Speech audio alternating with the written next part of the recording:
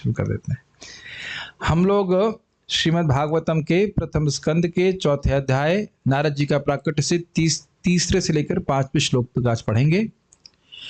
आपको याद है कि श्रोता और वक्ता की उत्कृष्टता के बारे में भी इस अध्याय में बताया गया है। यानी वक्ता है सुखदेव गोस्वामी, श्रोता हुए परीक्षित महाराज। तो अभी हम लोग कुछ प्रश्न शौनक आदि ऋषि जो कहा था, शौनको अब्रवीत, शौनक जी बोले, तो शौनक जी ने क्या प्रश्न किए हैं अभी इस भागवत के प्रवर्तन के संबंध में, किस प्रकार से भागवत आई, वो सब प्रश्न यहाँ कर रहे हैं। उन प्रश्नों का उत्तर आप सूत गोस्वामी जी के द्वारा सुनेंगे और यहाँ पे ये भी बात आएगी कि सुखदेव गोस्वामी बोले ही कैसे, भागवत बोले आगे की बात छोड़ दीजिए, बोल ही कैसे दिए।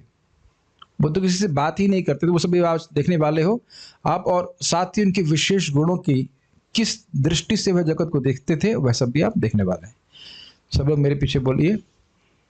कस्मिन् युगे प्रवर्तेय, कस्मिन् युगे प्रवृत्तेय, स्थाने वा केन हेतुना, स्थाने वा केन हेतुना, कुतः संचोदितः कृष्णः, कुतः संचोदितः कृष्णः, कृतवान् संहितां मुनिः, कृतवान् संहितां मुनिः। कस्मिन् युगे प्रवर्तेय, कस्मिन् युगे प्रवृत्तेयम्, स्थाने वा केन हेतुना, स्थाने वा केन हेतुना, कुतः संचोदितः कृष्णः, कुतः संचोदितः कृष्णः, कृतवान् संहितां मुनिः, कृतवान् संहितां मुनिः। कस्मिन् युगे प्रवृत्तेयम्, कस्मिन् युगे प्रवृत्तेयम्, स्थाने वा केन हेतुना, स्थाने वा केन हेतुना, कुतः संचोदितः कृष्णः, कुतः संचोदितः कृष्णः, कृतवान् संहितां मुनिः, कृतवान् संहितां मुनिः। शब्दार्थ बोलिएगा मेरे पीछे। कस्मिन्, कस्मिन्, किस युग, युग में प्रवृत्ता, प्रारंभ हुआ, यम इस स्थान पर वा अथवा केना किस हेतना नहीं, हेतुना कारण से, कुतः कहाँ से, संचोदितः प्रेरणा पाई। भाई एडिटिंग बड़ी गड़बड़ हुई जल्दी में। कृष्ण द्वैपायन व्यास ने सारे री खा गए। कृतवान संकलित किया, संहिताम वैदिक साहित्य को, मुनि विद्वान। या तो ये सोचा जा रहा था कि हम लोग शब्दार्थ पढ़ेंगे ही नहीं, ऐसा कुछ तो नहीं था थोड़ा ध्यान देना चाहिए। प्रश्न देख लीजिए। प्रश्न पहला क्या है? कस्मिन् युगे प्रवृत्तेयम, किस युग में इस भागवत शास्त्र की प्रवृत्ति हुई, कब बोला गया? अब देखिए डेट नहीं बताएंगे कि 7 दिसंबर को बोला गया, ऐसा नहीं कि मोटा मोटा अंदाज दे दिया जाएगा कि इस समय जब परीक्षित महाराज शरीर छोड़ने के जा रहे थे तब बोला गया। कस्मिन् युगे कब हुआ? स्थाने वा केना हेतु हुआ, किस स्थान में हुआ और केना हेतु का कारण क्या था। 3 प्रश्न समझ में आ रहे हैं। When, where and why. स्पष्ट समझ में आ रहा है कहाँ हुआ था, किस स्थान पे कथा हुई और कारण क्या था। इतनी सुंदर इतनी महान कथा करने का क्या कारण था। कुतः संचोदितः कृष्णा, चोदित का अर्थ होता है प्रेरित। तो किसके द्वारा प्रेरित होकर के, कृष्ण यहाँ पे अर्थ कृष्ण नहीं, कृष्ण मतलब कृष्ण द्वैपायन व्यासदेव हैं। तो किससे प्रेरित होकर के व्यासदेव जी ने श्रीमद् भागवतम की ये कृतवान संहिताम मुनि, जो मुनि व्यासदेव हैं, कृष्ण द्वैपायन व्यासदेव, उन्होंने किससे प्रेरणा प्राप्त करके ये संहिता लिखी। प्रश्न समझ में आ रहे हैं? देखिए प्रश्न समझना भागवत में बहुत महत्वपूर्ण है, तभी आगे की बात समझ में आएगी। पकौड़ा, इसका मतलब हुआ आप पूछेंगे आज क्या बना है प्रसाद में, तो कुछ समझ आता। अब अन्यथा अगर कहे पकौड़ा, आलू की सब्जी, तो कुछ समझ में नहीं आएगा कि किस कंटेक्स्ट में बोल रहे हैं। कंटेक्स्ट क्लियर होना चाहिए तो रुचि होती है कि हाँ भाई ये प्रश्न का ये उत्तर है। तो प्रश्न याद हो रहे हैं, कहाँ हुआ, किस स्थान पे हुआ, किस कारण से कथा हुई और किसने प्रेरित किया श्रील व्यासदेव जी को श्रीमद् भागवतम लिखने के लिए। क्लियर है? ओके। यह कथा अनुवाद, यह कथा सर्वप्रथम किस युग में तथा किस स्थान में प्रारंभ हुई और किस कारण से इसे प्रारंभ किया गया? महामुनि कृष्ण द्वैपायन व्यास ने इस साहित्य ग्रंथ को संकलित करने की प्रेरणा कहाँ से प्राप्त करी? आचार्यों ने इसमें कोई खास टीका नहीं करी है, प्रभुपाद जी की तात्पर्य को हम पढ़ते हैं। चूंकि श्रीमद् भागवतम श्रील व्यासदेव की विशिष्ट कृति है, अतएव विद्वान शौनक मुनि अनेक प्रकार के प्रश्न कर रहे हैं। उन्हें ज्ञात था कि श्रील व्यासदेव अल्पज्ञ स्त्रियों, शूद्रों तथा द्विज परिवारों के पतित जनों को समझाने के लिए वेदों से लेकर महाभारत तक की पहले ही व्याख्या कर चुके हैं। श्रीमद् भागवतम उन सबों से दिव्य है क्योंकि इसमें कुछ भी संसारी नहीं है। अतएव पूछे गए प्रश्न अत्यंत बुद्धिमत्तापूर्ण एवं प्रासंगिक है। कहने का अर्थ ये है कि जब महाभारत तक लिख दिया, जो विशेष रूप से स्त्रियों के लिए, द्विजबंधुओं के लिए, क्योंकि कहानी सुनना अच्छा लगता है, लेकिन वेद की कठिन बातों को समझना इनके लिए संभव नहीं था। या भी आप आगे देखेंगे भी,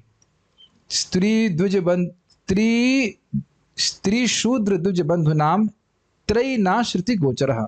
ये तीनों स्त्रियों को और शूद्रों को और जो ब्राह्मणों के बंधु हैं, ब्राह्मण हैं नहीं योग्यता से, तो उन लोगों को वेद पढ़ने का अधिकार नहीं है। अब इसमें भेदभाव वाली बात नहीं है। स्त्रियां प्राय उनको जो भी कह सकते हैं, गुरु जी के पास जाकर जाने का, शिक्षा प्राप्त करने का अधिकार नहीं था। इसका मतलब ये नहीं कि वो पढ़ नहीं सकती हैं, ज्ञान नहीं था। भागवत पढ़ करके फल खाने का अधिकार थे। अगर मान लीजिए कहें कि भाई तुमको आम के पत्ते नहीं मिलेंगे, माता जी कल फीस्ट होगा, आम के पत्ते भी खिलाए जाएंगे और फल भी खिलाए जाएंगे। फल खाने का आपको अधिकार है, लेकिन आपको पत्ते और खाने का अधिकार नहीं। कोई दिक्कत होगा आप लोगों को? क्यों भाई?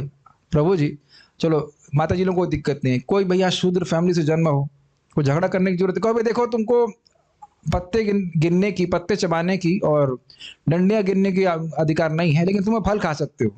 कोई दिक्कत है? हम नहीं पूछ रहे कौन कहाँ किस जाति में जन्म लिया है, तो शूद्रों को भी कोई झगड़ा नहीं है। अच्छा, मान लो ब्राह्मण परिवार में पैदा हुए और ब्राह्मण का संस्कार नहीं है, तो द्विजबंधु हैं मान लो, कहा भाई तुम भी जो है वेद नहीं पढ़ सकते, लेकिन हाँ वो पका हुआ जो फल है, वेद का जो पका हुआ फल है जिसमें कोई गुठली नहीं, कोई छिलका नहीं, मतलब श्रीमद् भागवत, उसको ग्रहण कर सकते। कोई झगड़ा? सारा झगड़ा समाप्त। कुछ लोग इसी पे झगड़ा कर रहे हैं, शूद्रों को वेद क्यों नहीं पढ़ने दिया जा रहा? तो भैया वेद के पढ़ के करोगे क्या? छिलके गिनोगे, सॉरी पत्ते गिनोगे और गुटली भी नहीं, पत्ते गिनेंगे और अन्य शाखाओं पे घूमते रहेंगे। जो उसका पका हुआ फल भागवत है उसे क्यों नहीं पीते? तो समझ रहे, कोई झगड़े की बात नहीं, कोई दिक्कत नहीं। तो उन्होंने कहा कि महाभारत लिख दिया तो महाभारत से तो सबका हित हो जाना चाहिए था। इसीलिए कह रहे हैं कि क्या प्रेरणा दी, क्यों प्रेरणा दी, किसने प्रेरणा दी, किस कारण से भागवत लिखी गई? समझ रहे हैं? प्रश्न इसलिए बड़ा प्रासंगिक है। ओके, शुरू। तो यहां तो आसान है। अब वह सुखदेव गोस्वामी के बारे में कुछ पूछेंगे। मेरे पीछे बोलिए। तस्य मतलब उन मुनि व्यासदेव के।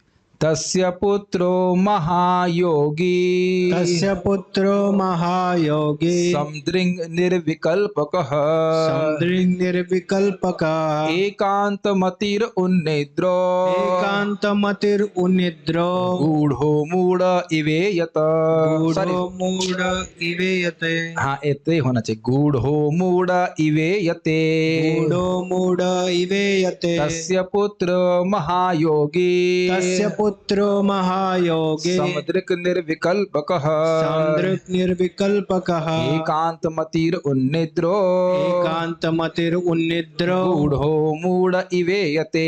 गूढ़ो मूढ़ इवेयते। ये श्लोक की टीका और शब्दार्थ द्वारा बड़ा ध्यान पूर्वक आपको श्रवण करना होगा। बहुत शब्दों के सुंदर सुंदर अर्थ हैं, तो आप देखिएगा। शब्दार्थ मेरे पूछिए, बोलिए। तस्य, उसका, उसका मतलब किसका? व्यासदेव। अब देख रहे हैं, एकदम भाषा सीखने जैसा है। तस्य मतलब उसका, हर जगह तस्य का मतलब उसका ही होता है। यस्य मतलब जिसका, और कस्य मतलब किसका। तो एक बार सुनते चले जाएंगे तो वही शब्द बार बार आएंगे, तो कुछ समझने में कठिनाई नहीं होगी। पुत्रः, पुत्रः, पुत्र, पुत्र, पुत्र को आपने पत्र कर दिया, महायोगी महायोगी परम भक्त परम भक्त समुद्रिक समद्रिक समदर्शी समदर्शी निर्विकल्पकः निर्विकल्पकः नितांत ब्रह्मवादी नितांत ब्रह्मवादी एकांत मतिः एकांत मतिः मन की निष्ठा मन की निष्ठा ब्रह्मवाद में स्थिर ब्रह्मवाद में स्थिर उन्निद्रः निद्रः अज्ञान से परे अज्ञान से परे गूढ़ः गूढ़ः प्रसन्न प्रच्छन्न मूढ़ः मूढ़ः जड़ जड़ इव इव सदृश सदृश ईयते यते प्रतीत होता है। प्रतीत होता है। पहले अनुवाद पढ़ते हैं। उनका यानी व्यासदेव का पुत्र परम भक्त समदर्शी ब्रह्मवादी था, जिसका मन सदैव ब्रह्मवाद में केंद्रित रहता था। वह संसारी कर्मों से परे था, लेकिन प्रकट न होने के कारण अज्ञानी जैसा लगता था। अब जरा समझिए, श्लोक बहुत सुंदर है। देखिए, यह जो वर्णन है वह सुखदेव गोस्वामी जी के भक्त बनने के पहले का वर्णन है। उसी रूप में वो जानते थे उनको, शौनक ऋषि। क्योंकि आप ये मत सोचिए कि ब्रह्मवादी इतनी बड़ी कृष्ण कथा कैसे कह दिया। इस रूप में वो प्रसिद्ध बात थी कि वह ब्रह्मवादी थे। कब? व्यास देव जी से श्रीमद् भागवतम श्रवण करने के पहले। ग्रहण कर पा रहे हैं बात? बहुत ध्यानपूर्वक, नहीं तो प्रश्न बन जाएगा, अरे ब्रह्मवादी तो कृष्ण कथा कैसे कर दिया। आप वो ब्रह्मवादी थे मतलब ब्रह्म में, मायावादी नहीं थे। ब्रह्मवादी और मायावाद में अंतर होता है। सभी जगह ब्रह्म को ही देखते थे, भगवान की शक्ति को ही देखते थे, ये अर्थ है। तो पहले संस्कृत देखते हैं। तस्य पुत्रो, यानी कि श्री व्यासदेव जी के पिछले श्लोक से लिंक है, श्लोक से लिंक है। मुनि शब्द आता तो मुनि तस्य, तो यानी कि सुखदेव व्यासदेव जी के पुत्र, तस्य पुत्र यानी सुखदेव गोस्वामी महायोगी, महान योगी थे। ठीक है। समदृक, दृक मतलब देखना और सम मतलब समान, सभी को समान दृष्टि से देखते थे। उसका वर्णन आगे अगले श्लोक में भी आएगा। भेदभाव नहीं देखते थे, ये पुरुष है, ये स्त्री है, ये जंतु है, ये ऊंचा है, ये देवता है, नहीं, सभी को एक प्रकार से आत्मा के रूप में देखते थे। यह है समदृक। निर्विकल्प का अर्थ समझना चाहिए। विकल्प समझते हैं? विकल्प का अर्थ होता है ऑप्शन। ऑप्शन समझते हैं? मल्टीपल चॉइस होता है ना, आप एग्जाम दिए ना, multiple choice, this is correct 1 2 3 4 5। तो विकल्प का मतलब होता है बहुत सारे ऑप्शन। तो समदृक मतलब सबको एक भाव से देखते थे। निर्विकल्प मतलब ब्रह्म के अलावा कोई विकल्प नहीं था उनका, केवल ब्रह्म का ही दर्शन करते थे सब जगह, और कोई मल्टीपल चॉइस नहीं था उनका। क्या हम यहाँ पे निर्विकल्प हैं? हम नहीं हैं। हम देख रहे हैं, दरवाजा है, पुरुष है, स्त्री है, बच्चे हैं, जानवर हैं, गाय है, बैल है, तो बहुत सारे विकल्प दिख रहे हैं ना देखने में। कुछ नहीं समझ पा रहे हैं? इजी है ना। और एकांत, इसीलिए प्रभुपाद कहते हैं ब्रह्मवाद में स्थित एकांत मति, एक अंत, उनकी मति इसी अंत में थी। उनकी मति केवल ब्रह्म दर्शन में जाती थी और कहीं जाती नहीं थी। यानी कि एकांत मति जो ब्रह्म में पूरी तरह निष्ठ, वह भगवान की लीला श्रवण क्यों करने लग गया? जिसकी जो हर जगह ब्रह्म ही देख रहा है, कोई द्वैलिटी नहीं देख रहा, कोई द्वैतता नहीं देख रहा, वो भगवान की कथा क्यों सुनने लगा? आएगा ही, क्योंकि आत्मरामस्य मुनियो निर्ग्रंथ्य परिक्रमे। भगवान के भक्ति, भगवान के गुण तो मुक्त पुरुषों को भी आकर्षित करने वाले हैं। ये उत्तर होगा आगे। लेकिन ये सब प्रश्न है, ये सब बातें, उनके गुणों का वर्णन हो रहा है, लेकिन यही सब प्रश्न बन रहे हैं। एकांत मति मतलब उन तो ब्रह्म के बारे में, ब्रह्म का चिंतन के अलावा कुछ सोचते ही नहीं थे, तो कृष्ण कथा कैसे करेंगे? इसीलिए तो बोल रहे हैं। इसीलिए पिछले श्लोक में प्रश्न आया कि ये कथा का प्रवर्तन हुआ कैसे, बोलने वाला बोला कैसे। अच्छा, ये तो इनके सारे गुण हो गए कि बोलेंगे ही नहीं, कुछ उनको दिख ही नहीं रहा, कुछ कोई विकल्प ही नहीं दिख रहा जगत में, कोई द्वैतता ही नहीं दिख रही, गुरु शिष्य का भाव भी नहीं है, सभी को अपने बराबर मानते हैं। और उनको पहचाना कैसे गया? और एक और बात रह गई, उन निद्रा मतलब सोना। तो उन निद्रा का मतलब ये नहीं था कि वो सोते नहीं थे, वो बात नहीं थी। उन निद्रा का यहाँ पे प्रभुपाद ने कहा अज्ञान से परे। यह क्यों कहा? जैसे हम लोग सोते हैं तो कुछ मालूम रहता है कि बाहर क्या हो रहा है, कुछ भी नहीं पता होता। तो उन निद्रा का अर्थ है कि जैसे जब व्यक्ति सो रहा होता है तो उसे अपने वास्तविक जीवन के बारे में कोई भी पता नहीं रहता। ठीक, क्या करना है, क्या वास्तविक नौकरी करनी है, कि बस के बच्चे हैं, सब भूल जाते हैं कि नहीं, तो रोज ही भूलते हैं। नहीं भूलने से भी टेंशन होती। 6-7 घंटे 8 घंटे भूल जाएं तब लगता हाँ हम स्वस्थ हैं। तो गलत नहीं बोल रहे ना। तो खैर पॉइंट ये है कि जब हम नींद में होते हैं तो अपने इस भौतिक जीवन को अगर उसके वास्तविक जीवन कह दिया जाए तो उसको भूले रहते हैं कि नहीं, अपने संबंधों को भूले रहते हैं कि नहीं। क्या नाम है, नाम भूल गया हमको। अरे ऐसे एकदम से क्लास बोलते बोलते नाम भूल जाता हूँ। आपका नाम क्या है? हमारे रोटी मैनेजर। हाँ, नकुल प्रभु। कुछ समझ में आ रहा है आपको? जब आप सो जाएंगे रात्रि में, तो भी क्या रात्रि में रोटी सिखवाएंगे आप? नहीं आता रहेगा ना कि रोटी हाँ कहाँ सीख रही है, कहाँ सेवा कर रहा, कुछ याद नहीं रहता ना। तो उसी प्रकार से क्या अभी हम लोग जगे हुए हैं? वास्तविक रूप से हम जगे नहीं हैं। क्यों? क्योंकि भगवान से हमारा क्या संबंध है, हमारा क्या सेवा है, वो सब भूले हुए हैं। तो अब यहाँ क्या कह रहे हैं? उन निद्रा अर्थ, अब जैसे नींद जो है किसी को ढक लेती है, उसके ज्ञान को ढकी रहती है, तो उसी प्रकार से अविद्या शक्ति जो भगवान की है वो जीव के स्वरूप को ढकी रहती है। तो उन निद्रा मतलब अज्ञान से परे, उस अविद्या रूपी निद्रा से वे जगे हुए थे, वे अपने स्वरूप में स्थित थे। क्लियर, समझ में आया? गूढ़ो मूढ़ इवेश। गूढ़ मतलब यहाँ पे है रहस्य। गूढ़ का अर्थ था रहस्य। वो चुप रहते थे, तो किसी से कुछ बोलते नहीं थे।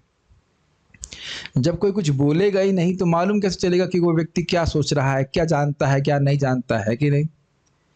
और न सिर्फ चुप थे, मान लो कोई चुप भी हो, ये भी होता है, और अपने को संत पुरुष के रूप में प्रस्तुत करे। बहुत सारे मानी बाबा होते हैं जो बढ़िया सैफरन वफरन पहन के रहते हैं, दाढ़ी बड़ी रहती, तो भी व्यक्ति समझ जाता है कि भाई मौनी बाबा हैं। एडवर्टाइजमेंट आता है उनका, एटलीस्ट बोले नहीं लेकिन एडवर्टाइजमेंट जरूर आता है कि कुछ बोले नहीं कभी से। ये भी एक बोलना हुआ ना।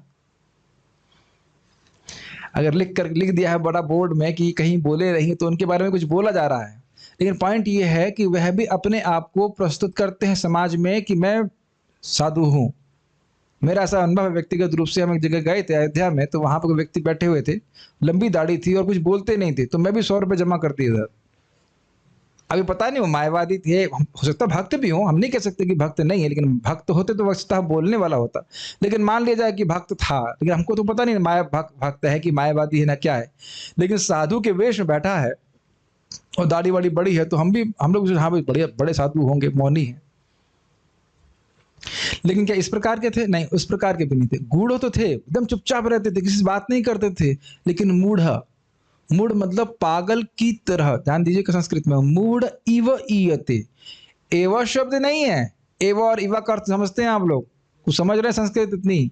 एव मतलब निश्चित ही, और इव मतलब सदृश, समान। मूढ़ नहीं थे वो, मूढ़ इव ईयते, मूढ़ जैसे लग रहे थे। इसको आप आगे देखेंगे, जब आए तो कपड़ा वड़ा कुछ पहने नहीं थे, तो जो स्त्रियां और बच्चे थे उनका मजाक बना रहे थे।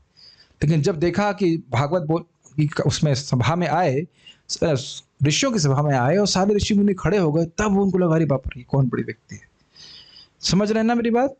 तो ये सब बातें थी इनकी। अभी इनको टीका में पढ़ेंगे तो और स्पष्ट होगा। तो हमने अनुवाद तो पढ़ ही लिया था। बाल प्रबोधिनी, बड़ी सुंदर टीका लिखा है, इसको आप ध्यानपूर्वक श्रवण कीजिए। जब ये कहा गया कि इस कथा को कल इनको प्रसादम 9 बजे से पहले मत देना। किसको नहीं देना? किसके बारे में बात हो रही है? जिसके बारे में बात हो रही है समझ रहा है। कल आपको 10 बजे तक सर्विंग करनी प्रसाद। रोज ही करते हैं। खैर क्या सारी मात्राएं उड़ा दी आपने। अच्छा रुको, एक सॉल्यूशन है हमारे पास। रुक जाइए, सॉल्यूशन है हमारे पास। Solution is here. चेंज कर दिया हमने फाइल।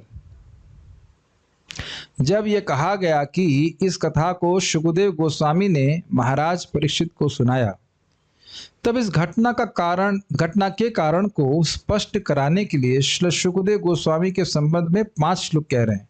अभी आप 1 श्लोक सुन रहे हो, 5वां चौथा और 5वां सुनेंगे, 6, 7 और 8। 5 श्लोकों में शुकदेव गोस्वामी के बारे में बात हो रही कि वो बोले कैसे, उनको चिन्हित कैसे किया गया। वो चुप रहते थे, कुछ बात ही नहीं करते थे। भाई जैसे यहाँ कथा हो रही है तो उसको ब्रॉडकास्ट किया जा रहा है, तो कुछ लोगों को अच्छा लग रहा है तो वो व्हाट्सएप पे पूछते हैं भाई हमें भी जूम आईडी दे दीजिए, और मैं आके एकदम चुप रहूं और ब्रॉडकास्ट भी ना करूं, तो किसी क्या आऊं ही नहीं तो कैसे मालूम चलेगा कि मुझे कुछ भी पता है श्रीमद् भागवतम के बारे में? थोड़ा विचार कीजिए, कैसे मालूम चलेगा? अच्छा मान लो मैं तो प्रवचन कर रहा हूं, क्या मैं ही भागवतम जानता हूं? नहीं, बहुत सारे लोग जानते हैं, लेकिन वह प्रचार नहीं कर रहे हैं। इन द सेंस कि मतलब पब्लिक में नहीं आ रहे। हो सकता बहुत, मुझसे तो हो सकता क्या, मुझसे तो बहुत ज़्यादा जानने वाले लोग हैं, लेकिन इस तरह से व्यवस्था नहीं कर रहे हैं तो नहीं मालूम चल पा रहा है कि और कौन जानने वाले हैं। कुछ ग्रहण कर ही रहे होंगे इस बात। तो 5 श्लोकों में सुखदेव गोस्वामी के बारे में पूछ रहे हैं। वे श्रीला व्यासदेव के पुत्र सुखदेव गोस्वामी महायोगी थे, अर्थात सर्वदा वे असंप्रज्ञात समाधि में ही स्थित रहते थे। असंप्रज्ञात समाधि आपने 6 अध्याय भगवद गीता में भी सुना है, प्रभुपाद इस बात के वर्णन करते हैं। मतलब उनकी प्रज्ञा एकदम निष्ठ थी, ब्रह्मनिष्ठ थी, कहीं जाती नहीं थी। किसी भी समय भोग का चिंतन उनके मन में कभी नहीं आता था, इसलिए महायोगी शब्द कह रहे हैं। असंप्रज्ञात समाधि समझ रहे हैं ना, मतलब एकदम भगवान में निष्ठ कहना चाहिए, या ब्रह्म, अगर इनके हिसाब से कहा जाए तो ब्रह्म में निष्ठ थे और उनकी मति में कभी कोई भोग का विचार नहीं आता था। इसका विवरण देने के लिए कह रहे हैं एकांत मति। जिसकी मति एकमात्र भगवान में ही जाए उसको एकांत मति कहा जाता है। अब ये हमको सुनने में तो बड़ा आसान लगता है, लेकिन अपनी मति को देखिए कहाँ कहाँ भागती है। तब सोचिए एकांत मति का अर्थ क्या है। देखिए हम सब इन सब शब्दों को पढ़ के आगे निकल जाते हैं, अपने से जरा कंपेयर करेंगे तो समझ में आएगा कितना कठिन है एकांत मति होना। आप आगे आके बैठ जाओ, सब बैक बेंचर ही बैठेंगे क्या, आगे आ जाइए, या फिर थोड़ा आगे चले जाइए। You have to give space for the mata ji, just don't club there, आगे बैठिए आप। सो एकांत मति, मति कहाँ कहाँ जाती है। अरे धन कम है, थोड़ा धन कमा लें, अरे पुत्र होता, स्त्री होती, वैभव होता, कहाँ कहाँ लोगों की मति जा रही। कहीं जा एक क्षण के लिए कृष्ण में मति लग जाए तो बहुत अपने को भाग्यवान मानते हैं, है कि नहीं। और हम लोग मति लगाने का प्रयास तो कर रहे हैं, प्रयास नहीं संघर्ष कर रहे, है कि नहीं। वो तो जब में दिख ही जाता है मति कहाँ कहाँ जाती। वहाँ जब अपने आप को वह तो व्यक्ति को नम्र बना देता है, दिखा रहा है कि हमारी शक्ति कहाँ कहाँ पे है, एकदम शीशे की तरह दिखा देता है। हरे कृष्ण हरे कृष्ण, कहाँ कहाँ मति जाती है, संघर्ष। तो आप सोचिए ऐसा व्यक्ति जिसकी मति केवल भगवान में सहज रूप से जाए, कहीं और ना जाए, ये गंभीर बात है, ठीक है। लेकिन देवता, मनुष्य आदि विविध आकारों वाले जगत प्रपंच में विद्यमान होते हुए और उसको देखते हुए किस प्रकार एकांतमति होना संभव है, यदि यह आशंका हो तो इस पर कह रहे हैं कि निर्विकल्पकः, अर्थात वे सभी जीवों में स्थित अंतर्यामी को ही देखते थे। ये समझ में आए। टीका बड़ी सुंदर टीका है, ग्रहण कर रहे हैं इसको। कह रहे हैं आप कह रहे हो एकांत मति, उनकी मति भगवान में ही जा रही थी, लेकिन दुनिया में तो हम विविधता देखते हैं कि नहीं। जैसे मान लीजिए मैं अमित प्रभु को कल देखा तो मैंने कहा वेरी नाइस, तो आपके बारे में सोचा कि नहीं। अनीश को देखा, अभी डांट रहा हूँ, अनीश ये यहाँ पे करना अमित प्रभु, तब देख रहे हैं विविधता देख रहे हैं, तो क्या मति एक रहेगी। प्लीज इस टीका को समझिए, बहुत टेस्टी टीका है रियली बहुत कितना विचार किया गया कि अगर आप कह रहे हो एकांत मति, सब जगह देख रहे हैं, भगवान को ही देख रहे हैं, लेकिन यहाँ तो देवता हैं, यहाँ पे मनुष्य हैं, बहुत सारी विविधताएं हैं, तो फिर मति में तो भेद आना चाहिए, अलग अलग व्यक्तियों को देखना चाहिए। तो कहते हैं ना, निर्विकल्प कहा। विकल्प का मैंने आपको अर्थ बताया था, विकल्प का अर्थ है ऑप्शंस।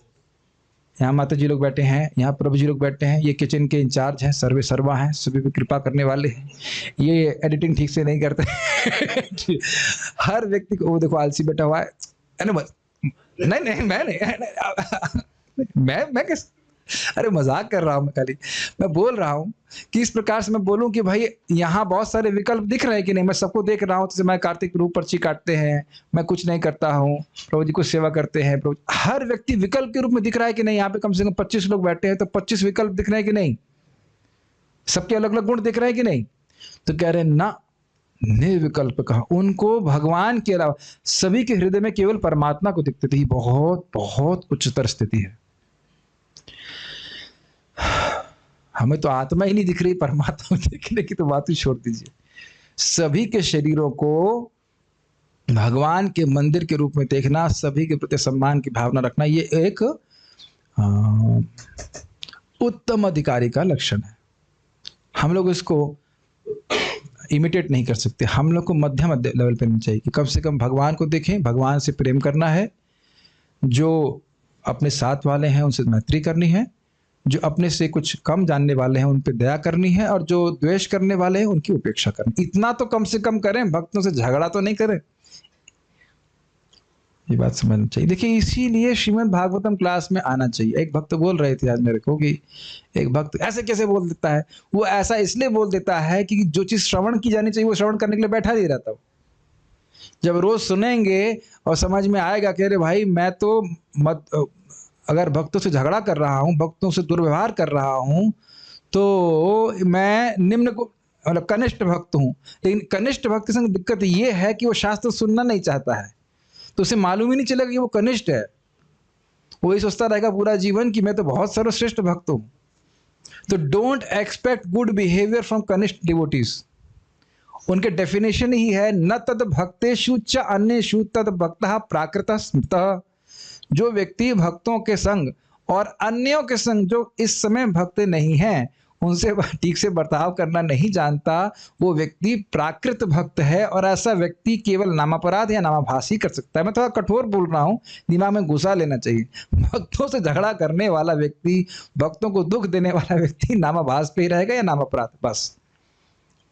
ये मेरे वचन नहीं है भक्ति ठाकुर जी की, आप हमको समय नहीं है तो पढ़ा सकते नहीं, थोड़ा थोड़ा बता दे रहा हूँ बात। तो व्यक्ति को उससे ऊपर उठना चाहिए, समझना चाहिए कि भगवान किस प्रकार का भक्त बनने से हमसे सुखी होंगे। Does it make sense? Obviously आप सब लोग तो ऐसे नहीं हैं, लेकिन दिक्कत जानते क्या है, जो ऐसा है वो कभी क्लास नहीं आएगा, और जब क्लास नहीं आएगा तो मालूम कैसे चलेगा कि मैं किस स्तर पे हूं। समझ रहे ना मेरी बात? क्लास में आएगा, सुनेगा, कोई खराब तो लगेगा, उसे लगेगा हारी मेरी गलती है, मैं भक्तों से झगड़ा कर रहा हूँ। यानी कहाँ चलेगी बात हम खाली कर रहे थे उत्तम अधिकारी की, और तो कनिष्ठ अधिकारी की बात आ गई, वापस पॉइंट पे जाते। लेकिन इस प्रकार से कथा श्रवण करने से व्यक्ति को अपनी गलतियां समझ में आती, तो भक्ति में प्रगति कर पाएगा। खैर, हम बात कर रहे थे कि वे इस प्रकार से उत्तम अधिकारी थे, सभी के हृदय में अंतर्यामी भगवान को ही देखा करते थे। ठीक है, ऐसी दृष्टि का कारण कह रहे हैं, ऐसा कैसे देख पा रहे थे? तो कह रहे हैं समदृक् अर्थात चराचर सभी में वे परब्रह्म भगवान को ही देखते थे, यह अर्थ है। तब समदृक् समझ रहे हैं, दृक् मतलब देखना, दृष्टि, और समदृक् मतलब समान दृष्टि। तो उनकी समान दृष्टि थी, इसलिए वह निर्विकल्प और कोई विकल्प नहीं देखते, सभी के हृदय में भगवान को ही देखते थे। अच्छा, अभी जरा वापस उसी पॉइंट पे आ जाए, कनिष्ठ और उत्तम वाली बात। अगर मुझे आपके हृदय में भगवान दिख रहे हैं तो कभी मैं आपको डांट पाऊंगा क्या? चलिए, एक होता है कि भाई कर्तव्य बुद्धि से कभी कभी डांटना पड़ता है, वो गलत चीज है, लेकिन क्या आपसे मैं द्वेष कर पाऊंगा? भगवान से प्रेम है, मैं देख रहा हूं भगवान आपके हृदय में बैठे हैं। और एक और बात ध्यान दीजिएगा कि आप लोग कुछ सुन रहे हैं तो सुनने से पहले भगवान सुनते हैं, फिर आप सुनते हो। ये बात समझ में आती है? तो किसी को गाली देने से पहले सोचिएगा कि आप भगवान को गाली दे रहे हैं। ये मेरे वचन नहीं, शास्त्र के वचन है। कोई व्यक्ति कभी तभी कुछ सुन सकता है, बोल सकता है कि पहले भगवान कुछ क्रियान्वित करें।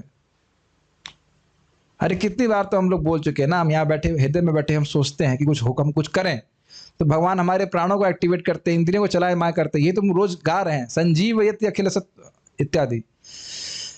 तो ये समझ लीजिए, किसी को बुरा बोल रहे हैं मतलब भगवान को गाली दे रहे हैं। भगवान पहले सुनते हैं, फिर वो जीव सुन सकता है। तो अगर वाकई कोई व्यक्ति इस रियलाइजेशन में है तो किसी का भी असम्मान क्यों करेगा, जरा बताइए। कुछ ग्रहण कर रहे हैं इस बात को? तो बड़ी ही उच्च स्थिति है। हम लोग तो इस प्रकार से है नहीं, लेकिन यहाँ बहुत स्थिति है उच्च कि वह कोई विकल्प नहीं देखते थे, ही देख रहे थे कि सभी का जो शरीर है वह भगवान का मंदिर है। ओके, और भगवान वहां पे अधिष्ठित है। इस प्रकार के समदर्शी व्यक्ति का वर्णन भगवान ने भगवत गीता में किया है। यथा विद्या विनय संपन्ने ब्राह्मणे गविहस्तिनी शुनि चैव श्वपाके च पंडितः समदर्शिनः। विद्या विनय संपन्न, जो वाकई विद्या से युक्त है वह विनय से भी युक्त हो जाता है। समझ लेना चाहिए, विद्या से गर्व नहीं आता है। अगर वास्तविक विद्या है तो, आध्यात्मिक विद्या से संपन्न व्यक्ति है तो वह नम्र होता है। तो क्या करता है? ब्राह्मणे, ब्राह्मण में, गवि मतलब गाय में, हस्ती हाथी में, शुनि मतलब कुत्ते में, और श्वपाके यानी कि कुत्ता खाने वाले में समदर्शी रहता है। अर्थात वो सभी में भगवान को देखता है, सभी के हृदय में भगवान है, वो इस प्रकार से देखता है। तो किसी से घृणा नहीं करता, भेदभाव भी नहीं करता है। विनम्र साधु पुरुष अपने वास्तविक ज्ञान के कारण एक विद्वान तथा विनीत ब्राह्मण गाय, हाथी, कुत्ता तथा चांडाल को समान दृष्टि यानी समभाव से देखते हैं। ऐसा होने के कारण वो कह रहे हैं, अरे ऐसे कैसे हो गए भाई? तो कह रहे उन निद्रा अर्थात जिसकी अविद्या रूपी निद्रा समाप्त हो गई। अब ये बात समझ में नहीं आई होगी, इसीलिए मेरे को तो खाली टीका की व्याख्या करने में बड़ा आनंद आता है कि कुछ बातें हैं टीका की समझ में नहीं आती हैं। अरे भाई उन निद्रा हो गए, अविद्या से मुक्त हो गए, तो वह समुद्र कैसे होगा जरा ये बताइए। ये भी प्रश्न आ सकता है कि भाई कोई व्यक्ति, कोई जीव अविद्या से मुक्त है तो वो सबके बराबर, सबके प्रति समान दृष्टि क्यों रखने लग जाएगा। तो जरा समझिए, अगर आपको याद हो हमने अविद्या के बारे में बताया था, अविद्या के दो भाग होते हैं, एक है आवरणात्मिका और दूसरा है विक्षेपात्मिका। याद आ रहा है? आवरणात्मिका क्या करती है? हमारे स्वरूप को ढक लेती है। फिर क्या करती है? विक्षेपात्मिका जो हम नहीं है, मतलब ये शरीर नहीं है, उसमें हमारा अभिनिवेश करती है। याद आ रहा है? अब यहां तक तो क्लियर है। जब हम इस शरीर को अपना मानने लगते हैं और इस शरीर को मैं मानने लगते हैं तो दो वस्तुएं और प्रकट होती हैं, इसे कहते हैं राग और द्वेष। अब क्लियर समझ में आ रहा है?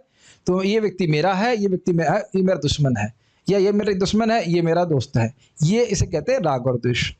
ग्रहण कर रहे हैं? तो जिस व्यक्ति की अविद्या ही नष्ट हो गई है उसमें कुछ प्रकार का राग और द्वेष नहीं होगा। आप समझ में आया? इसलिए इसका रीजन, उन निद्रा का मतलब है निद्रा रूपी अविद्या से वे मुक्त थे।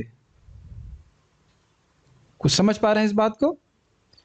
निद्रा रूपी अविद्या शक्ति से, जो माया की शक्ति है, माया से पूरी तरह से मुक्त थे, वह अपने स्वरूप में स्थित थे, तो इसलिए समझ रहे हैं कि वह, मैं भगवान के दास हूं और बाकी सभी भगवान के ही दास हैं। भाई एक बात समझिए, भाई मैं धोती कुर्ता में हूं और आप लोग भी धोती कुर्ता में है, तो इससे तो समझ में, तिलक लगाए हुए, तो एक बात तो कॉमन है कि हम लोग सब भगवान विष्णु के भक्त करने का प्रयास कर रहे हैं। इतना तो दिख रहा है ना? इतना भी नहीं दिख रहा? इतना तो सभी को दिख रहा है। तो अब क्योंकि मैं अपने आप को इस प्रकार से, मेरी अपनी पहचान है कि मैं इस्कॉन का डिवोटी हूं, तो आप सभी लोगों को मैं देख पा रहा हूं कि आप भी इस्कॉन के डिवोटी हैं। नहीं समझ में आ रहा है? तो जब कोई व्यक्ति अपने स्वरूप में स्थित हो जाता है तो वो समझ रहा है कि भाई लोगों ने, जैसे मैं अलग अलग ड्रेसेस पहन रखी हैं लेकिन सब लोग भगवान के दास हैं। जैसे यहाँ पे सबने अलग अलग धोती कुर्ते पहन रखे हैं लेकिन सभी लोग इस्कॉन के डिवोटी हैं। कुछ क्लियर समझ में आ रहा है ना? तो उसी प्रकार से उदाहरण की तरह से समझ लेना चाहिए कि हम सब लोग जब ये समझेंगे, जितनी मात्रा में हम समझें कि हम भगवान कृष्ण के अंश हैं, उतनी मात्रा में ये भी समझ में आ जाएगा कि सभी जीव भगवान कृष्ण के अंश हैं, यहां तक कि कुत्ता भी। कुछ अब तो क्लियर हो गया होगा, समझ में आ रहा है नहीं? अच्छा, एक और एग्जांपल से आप समझ सकते हैं। भाई मान लीजिए आपके पिताजी के 2-3 लड़के हैं या बच्चे हैं, 5 बच्चे हैं, पता नहीं किसी के हैं कि नहीं, अब तो इतने होते नहीं हैं, इतने नहीं है ना। मान लीजिए कि हमारे पिताजी के एक भाई और 5 बहन थी, टोटल 7 बच्चे। तो सभी में एक कॉमन फैक्टर तो है ना कि हम सब लोग भाई बहन हैं, मतलब एक ही पिता की संतान है, तो द्वेष करने की जरूरत नहीं है। बस ये थ्योरी है, ऐसा आजकल होता नहीं है, उसके बावजूद लोग द्वेष करते हैं। लेकिन पॉइंट इज दैट कि संबंध तो समझ रहे ना कि हम भाई बहन हैं। तो वो कह रहे हैं कि इस प्रकार से अविद्या से वो रहित थे और राग द्वेष की भावना से रहित थे, कोई उनमें इस प्रकार की भावना नहीं थी। इसको भगवद गीता में भी कहा गया है, या निशा सर्वभूतानां तस्याम जागृति संयमी यस्याम जागृति भूतानि सा निशा पश्यतो मुने। जो सब जीवों के लिए रात्रि है वह आत्म संयमी के लिए जागने का समय है, और जो समस्त जीवों के जागने का समय है वह आत्म निरीक्षक मुनि के लिए रात्रि है। इसका अर्थ समझ रहे हैं? इसको तो हम चर्चा कर चुके, बड़ा सुंदर अर्थ है। देखिए, जो भौतिकतावादी व्यक्ति हैं उनके लिए आत्म साक्षात्कार क्या है?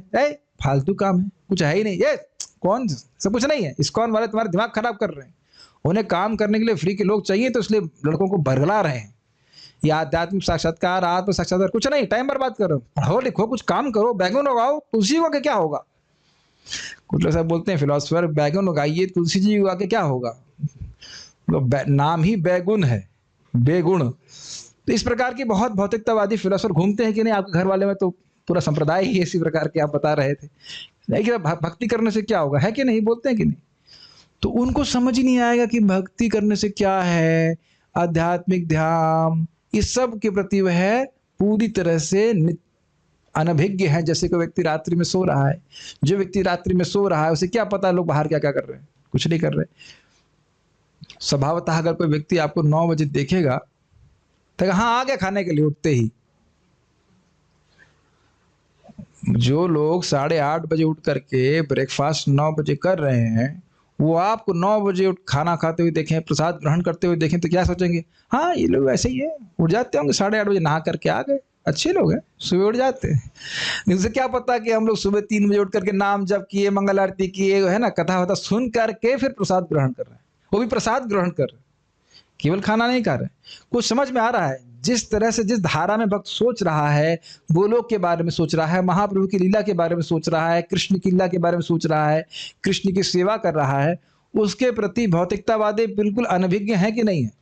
क्यों है? क्योंकि वो अविद्या रूपी नींद में सो रहे। मैंने प्रत्यक्ष देखा है, एक व्यक्ति हैं जो भूत वूत भगाते हैं। अरे अब इसके लिए नंबर मत मांगने बैठिएगा। कभी कोई प्रवचन सुन लेते, कहते प्रभु जी आप लोग उसमें बताया था कोई भूत भगाने वाला, उसका नंबर बताइए। हम खाली एक उद्देश्य से कुछ बात बोल रहे हैं, आंखों देखी बात है। एक माता जी उनके सामने आई और बिल्कुल इसने एब्सेंट माइंडेड, कुछ पता नहीं क्या करना है क्या नहीं करना, कुछ पता ही नहीं किसके संग है, कहाँ है, कुछ पता नहीं। फिर जब उन्होंने मंत्र बोला तो भूत उतरा, तो उसके बाद अरे हमारे खाना बनाने का समय है, ये है, इत्यादि इत्यादि। तो उसी प्रकार से सभी को यहाँ माया रूपी भूत नहीं पकड़ा हुआ है। और ये चैतन्य चरितामृत का एग्जाम्पल है। पिशाची माया मति छिन्न होए, पिशाची रूप माया से लोगों की मति ढकी हुई है। वो समझ नहीं पा रहे वो हैं कौन, उनका जीवन का उद्देश्य क्या है, उन्हें क्या करना चाहिए।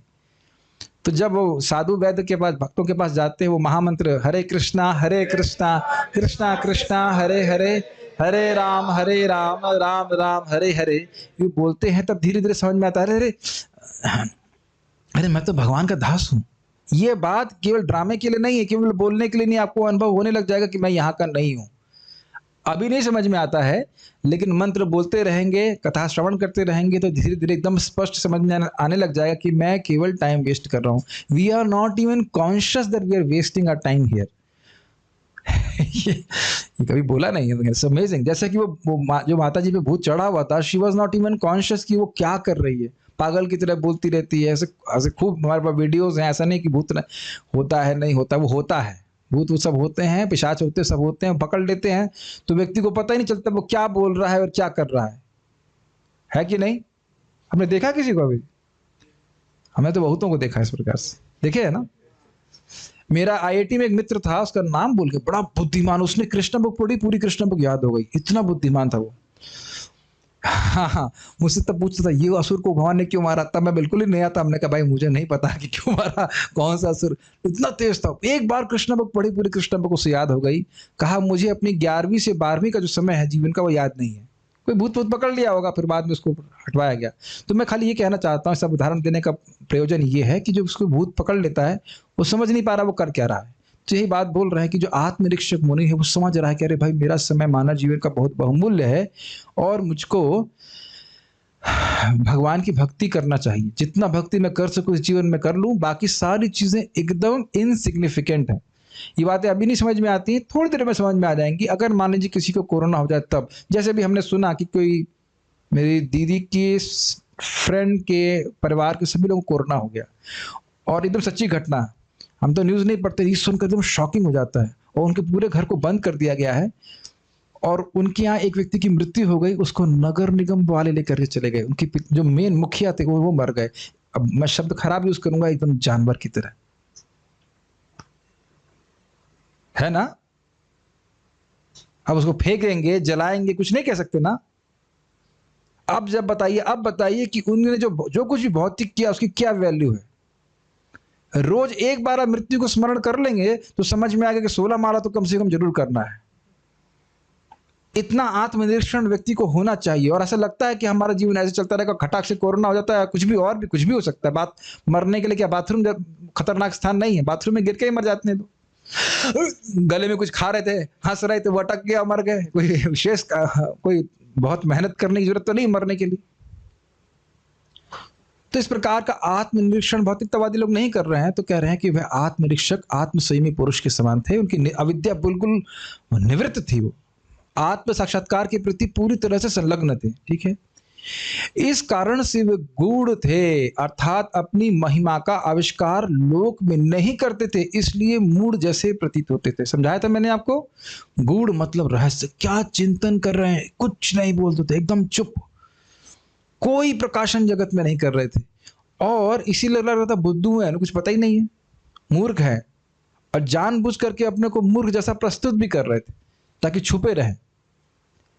तात्पर्य समझना है ना, सब शब्दों का अर्थ। कभी पढ़ना मत टीका को दोबारा, ताकि कभी समझ में नहीं आए।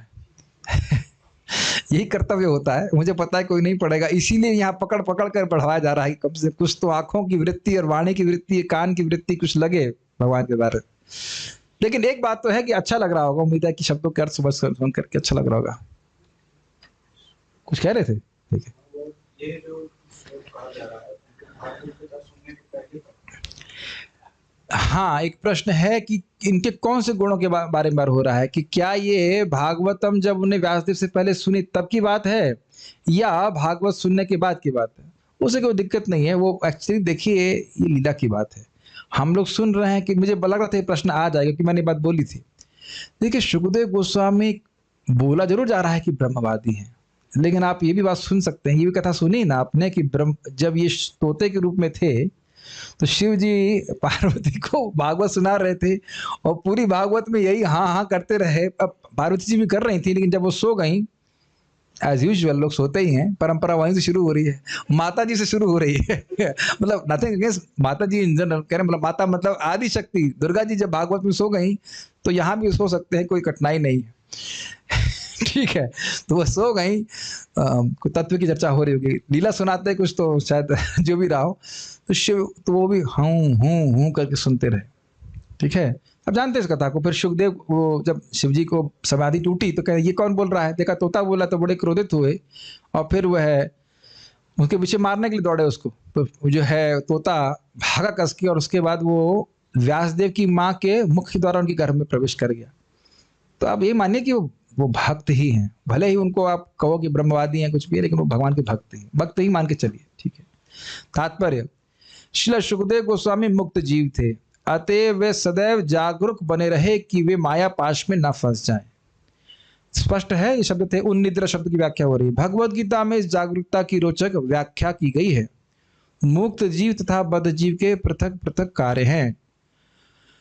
मुक्त जीव निरंतर आध्यात्मिक उपलब्धि के पथ पर अग्रसर होता रहता है, जो बद्ध जीव के लिए एक स्वप्न जैसा है।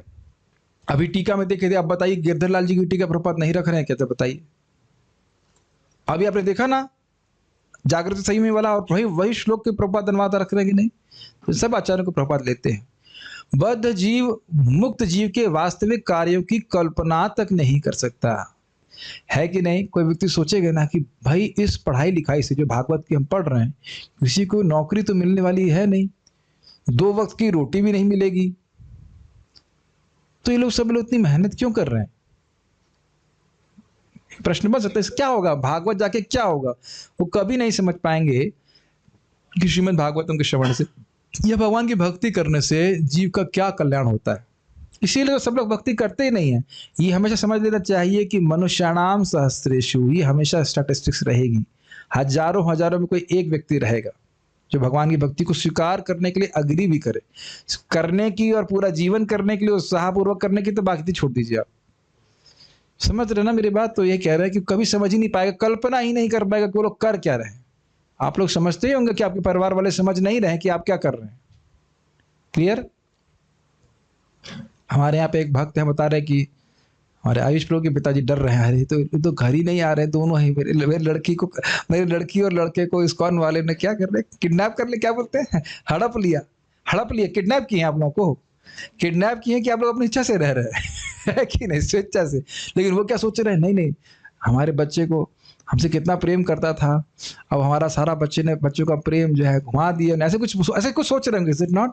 उनको आश्चर्य हो रहा कि बच्चा आ ही क्यों नहीं रहा है। तो कभी नहीं समझ पाएंगे ना कि क्या आपको वहां पे प्राप्त हो रहा है। और वस्तुतः आप लोग यहाँ तपस्या करने के लिए रुके हैं कि नहीं? अब 9 बजे तक सोएंगे तब तो फिर अकोमोडेशन नहीं दिया जाएगा, दिया जाएगा। सभी लोग, बाकी लोग भी तपस्या करने के लिए आए हैं ना। अरे भाई हम सुबह 3 बजे नहीं उठ पा रहे थे अपने घर पे, आके उठेंगे। कुछ विचित्र लग रहा है कि नहीं लग रहा है आपको? तो ये समझ ही नहीं पाएंगे लोग कि सुबह उठ करके भक्त को क्या सुख मिलता है जब करने के लिए, है कि नहीं?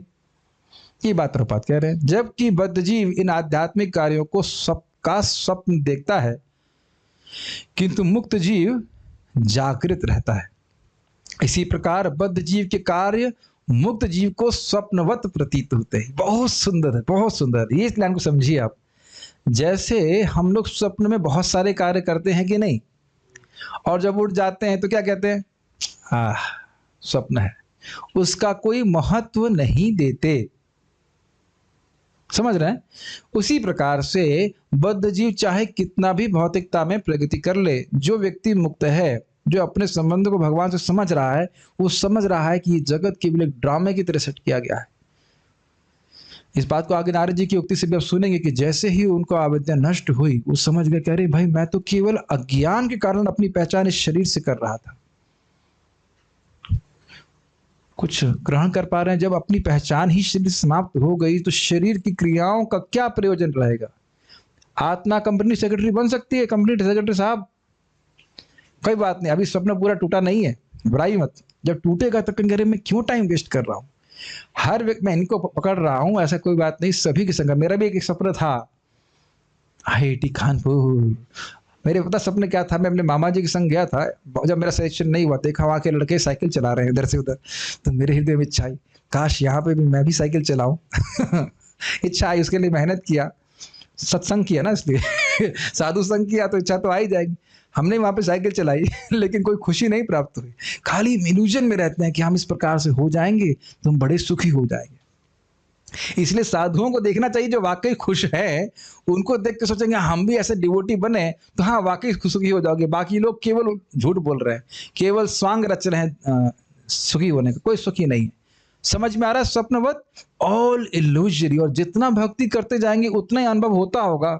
मैं समझता हूँ जो भी भक्ति ठीक से कर रहे हैं उनको समझ में आता होगा कि भक्ति के पहले सारी क्रियाएं मैं केवल अज्ञान में करता रहा। इसमें तो कोई संदेह है कि ये इसमें समझ में आ रहा है? ये तो एकदम समझ में आता है मैं कहाँ फंसा हुआ था, किन बातों को करता था, कितनी मूर्तापूर्ण बातें करता था, मूर्तापूर्ण कार्य करता था। इस सभी के ऊपर एप्लीकेबल है। जो भी जब करता है, भक्ति करता है, वो समझ सकता है इस बात को, है कि नहीं? तो ये बात बोल रहे स्वप्नवत प्रतीत होते हैं। ये बहुत सुंदर तात्पर्य है प्रभुपाद जी का। भले ही ऊपरी तौर पर बद्ध जीव तथा मुक्त जीव एक ही धरातल पर लगे, ये प्रभुपाद जी को कह रहे हैं मूढ़ इवे थे। उस जैसे अन्य पागल घूमते हैं, ऐसा लग रहा था कि सुखदेव गोस्वामी भी इसी प्रकार पागल होकर घूम रहे हैं, लेकिन उनकी स्थिति ऐसी नहीं थी। ठीक है, लेकिन वास्तव में वे भिन्न भिन्न कार्यों में लगे रहते हैं और उनका ध्यान सदैव या तो इंद्रिय भोग या फिर आत्म साक्षात्कार की ओर लगा रहता है। बस सिंपल सी बात है, इज इट नॉट? दुनिया में बहुत सारे लोग IAS की तैयारी कर रहे हैं, हम ब्रह्मचारियों, क्या मतलब उससे? मतलब अरे भाई इतने लोग तैयारी कर रहे हैं, ये हो जाएंगे और बहुत सफल हो जाएंगे। कोई भावना आती है कार्तिक आपके मन में? बहुत लोग तैयारी कर रहे हैं ना, लाखों लोग, कितने लोग IAS के एग्जाम में बैठ रहे हैं, कुछ मतलब है आपको? कुछ मतलब नहीं। यही मतलब है ना कि सुबह उठ के माला हो जाए, और उन लोगों को कुछ मतलब है कि आपकी माला हुई कि नहीं हुई? दुनिया में किसी को कोई मतलब है कि आप जाप कर रहे हैं, इस हरे कृष्ण मंत्र करके भगवान के धाम की प्राप्ति के प्रयास में लगे हैं, कोई मतलब है? 2 वाटर टाइट कंपार्टमेंट देख रहे हैं। वाटर टाइट मतलब इस टैंक का पानी उस टैंक में नहीं, उस टैंक का पानी इस टैंक में नहीं, इसका अर्थ होता है, समझ रहे हैं? तो जो लोग भोगों में पड़े हुए हैं, भोग विलास में आगे बढ़ रहे हैं, उन्हें कुछ भी मतलब नहीं है कि आध्यात्मिकता में लगे हुए व्यक्ति क्या मेहनत कर रहे हैं और क्यों कर रहे हैं, इसकी आवश्यकता क्या है। क्लियर? और जो आध्यात्मिक में आगे बढ़ रहा है उसे कोई मतलब नहीं है कि भौतिकतावादी कहाँ बढ़ रहे हैं, उसे तो क्या मतलब, क्या उसे पता है कि वो नरकगामी है, नरक ही जा रहे हैं और कुछ कारण नहीं। इससे हमारी स्वयं की में आध्यात्मिकता टेस्ट हो जाती है। अगर वाकई हम आध्यात्मिक रूप से प्रगतिशील हैं तो स्वाभाविक रूप से भौतिकतावादियों की प्रगति को कभी प्रगति नहीं मानेंगे। बद्ध जीव पदार्थ में मग्न रहता है, जबकि मुक्त जीव पदार्थ से पूर्ण रूप से निरपेक्ष रहता है। इसका अर्थ समझ रहे हैं? तो बहुत सुंदर है। प्रभुपाद जी के तात्पर्य ऐसे बड़े सिंपल लगते हैं लेकिन बड़े ही गंभीर और वेरी डीप पर्पस। पदार्थ में मग्न रहना, मग्न मतलब समझ रहे हैं? एब्जॉर्ब, हाँ, एब्जॉर्ब रहना। इतना एक लाइन कितनी गंभीर है, जरा विचार कीजिए। मग्न रहना अब बहुत मुश्किल नहीं है। हम लोग अपनी स्थिति को भक्ति के जीवन के पहले की तरफ पहुंच जाएं, जिस समय भी आप आए। आप कब आए भक्ति में अप्रोक्सीमेटली इस जीवन में? कितना समय हो गया? 2 साल? 2 साल। 2 साल पहले आप क्या सोचते थे? जरा वहां चले जाइए। और अन्य लोग भी जैसे मैं 17 साल हो गया मान के चलिए, तो 17 साल से हम संघर्ष कर रहे हैं, भक्ति कर रहे हैं तो नहीं कह सकते, संघर्ष कर रहे हैं। तो 17 साल पहले जब हमारा संघर्ष शुरू हुआ, उससे पहले क्या सोचा करता था, अगर मैं विचार करूं तो बिल्कुल लगता है कि एक क्षण के लिए भी पूरे जीवन में, नहीं 21 साल में भक्ति में आए तो 21 साल तक कभी नहीं सोचा कि मैं शरीर नहीं हूं। आप में से किसी ने सोचा था ये? ईमानदारी से बोलना, झूठ नहीं बोलना। आज एकादशी है, वृंदावन में बैठे हैं आप, और हम लोग ब्राह्मण दीक्षित है, ब्राह्मणों के सामने झूठ नहीं बोलना चाहिए। तब समझ में आएगा कि कितनी बड़ी कृपा हम पर हो रही, कुछ ग्रहण कर पा रहे हैं। अरे भाई अभी तो हम आत्म साक्षात्कारी नहीं है, वो तो मान ही रहे हैं, लेकिन कभी सोचे भी नहीं कि हम ये हड्डी नहीं है जो अंदर भरी हुई, हड्डी मांस मज्जा इत्यादि। आज ये व्यक्ति बोल रहे थे इतने लोग मर रहे हैं, हमने कहा कोई नहीं मर रहा है, उन्हें समझ ही नहीं आता मैं क्या बोल रहा हूँ। कोई नहीं मर रहा है, ना कोई मर सकता है, केवल शरीर का परिवर्तन हो रहा है, जो कि अन्यथा भी होता ही रहता है। Deeply absorbed in this bodily conception of life. बाप रे। तो जब व्यक्ति भगवान की भक्ति करता है तो फिर धीरे धीरे अनमनस्क होने लगता है। मैं समझता हूँ हमारे भक्तों के बीच में यह चर्चा तो नहीं होती होगी कि मतलब आहार निद्रा भय मैथुन की चर्चा तो नहीं होती होगी। आप कहेंगे नहीं प्रभु जी आप तो चर्चा करते हो, आज ये बनाओ आज वो बनाओ। ये वैष्णवों की सेवा के लिए होता है। हाँ भाई प्रसाद भगवान का बन रहा है तो ये बनना चाहिए, भक्त लोग सुखी हों, भगवान लोग सुखी। लेकिन पूरा दिन तो हम यही चर्चा नहीं करते रहते ना कि आज ये खाया कल वो खाया। मुझे याद है हमारी बस पार्टी में एक ब्रह्मचारी था, अभी तो ब्रह्मचारी नहीं है, वो सुबह खा रहा है, आधा प्लेट खाया है और कुक को बोलता अरे आज दोपहर में शाम को क्या बना रहे हो। तो कई बार मैंने उसे डांट लगाई, अरे भाई सुबह वाला पहले हजम तो करो उसके बाद शाम की चिंता करना। लेकिन बेचारे की चेतना ऐसी थी, वही चिंता में रहता था कि अभी क्या बनेगा, शाम को खा रहा है कल सुबह क्या बनाओगे, इसी तरह के प्रश्न किया करता। कोई बात नहीं, लोग इस चेतना में है तो भी भगवान के प्रसाद खाएं, धीरे धीरे प्रगति करेंगे। लेकिन इसी प्रकार की पार्श्विक चेतना में व्यक्ति जी रहा है। तो इस निरपेक्षता की व्याख्या आगे की गई, मतलब इस जगत से उन्हें कुछ भी नहीं चाहिए था, किसी भी प्रकार की भोग बुद्धि का निर्माण उनके हृदय में होता ही नहीं था। ठीक है, तो ऐसा व्यक्ति श्रीमद् भागवतम बोल रहा है, इसीलिए तो बोलते सूत सूत महाभाग। ऐसे व्यक्ति से पास बैठ करके निविष्ट होकर के उनके अनुग्रह को प्राप्त होकर के सूत गोस्वामी जी को भागवत बोलने की शिक्षा सौभाग्य प्राप्त हुआ था। अब इनका ऐसे गुण का वर्णन हो रहा है जो हमारी इस समय की चेतना की कल्पना की बिल्कुल परे है। तो जरा देखिए, इसको गाना है वो थोड़ा कठिन होगा।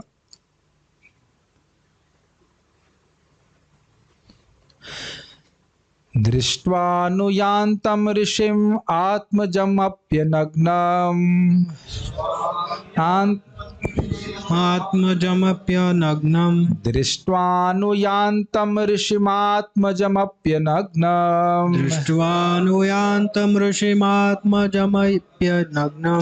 साउथ इंडियन शैली। दृष्ट्वानुयान्तं ऋषिमात्मजमप्यनग्नम् दृष्ट्वानुयान्तं ऋषिमात्मजमप्यनग्नम् देव्यो ह्रिया परिदधुर्न सुतस्य चित्रम् देव्यो ह्रिया परिदर्दनुसुतस्य चित्रम् तद्वीक्ष्य पृच्छति मुनौ जगतुस्तवास्ति तद्वीक्ष्य पृच्छति मुनो जगदुस्तवासि श्रीपुंविदानतु सुतस्य विविक्तदृष्टेः श्रीपुंविदानतु सुतस्य विवृदृष्टेः दृष्ट्वानुयान्तं ऋषिम् आत्मजमप्यनग्नम् दृष्ट्वानुयान्तं ऋषिमात्मजमप्यनग्नम् देव्यो ह्रिया परिदधुर्न सुतस्य चित्रम् देव्यो ह्रिया परिदर्दनुसुतस्य चित्रम् तद्वीक्ष्य पृच्छति मुनौ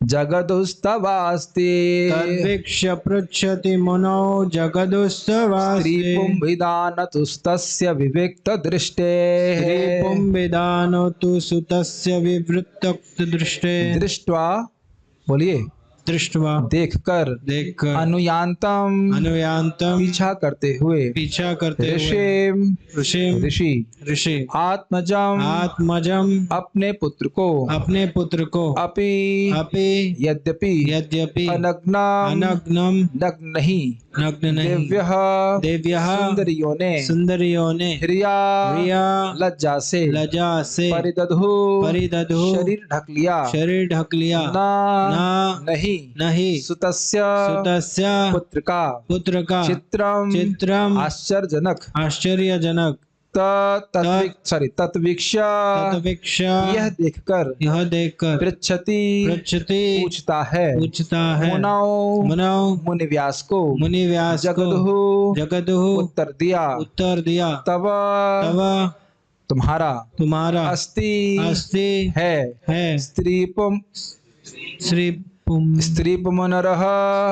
स्त्रीपुमा नर तथा नारी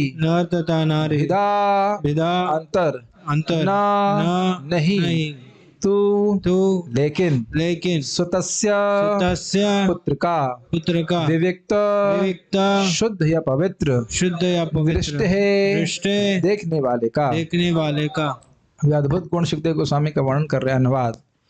जब श्रीला व्यासदेव अपने पुत्र के पीछे जा रहे थे तो नग्न स्नान करती सुंदर तरुणियों ने वस्त्रों से अपने शरीर ढक लिए। यद्यपि व्यासदेव स्वयं नग्न न थे, लेकिन जब उनका पुत्र वहीं से गुजरा था तब उन्होंने वैसा नहीं किया था। मुनि ने उसके बारे में पूछा तो तरुणियों ने उत्तर दिया कि उनका पुत्र पवित्र है, और जब वह उनकी ओर देख रहा था तो उसने स्त्री तथा पुरुष में कोई भेद नहीं माना, लेकिन मुनि तो भेद मान रहे थे। संस्कृत देखिए वापस। दृष्ट्वा नुयान्तम ऋषिम आत्मजमप्यनग्नम, तो कह रहे हैं दृष्ट्वा नुयान्तम, पीछा करते हुए। अनुयान्तम मतलब जो ऋषि थे व्यासदेव अपने बेटे का पीछा कर रहे। तो ये घटना कहाँ की है जो आपने वहां सुना था ना, यम प्रव्रजंतम अनुपेत अपेत कृत्यम। वो पैदा हुए 16 साल बोलते हैं, 16 साल की उम्र में पैदा हुए।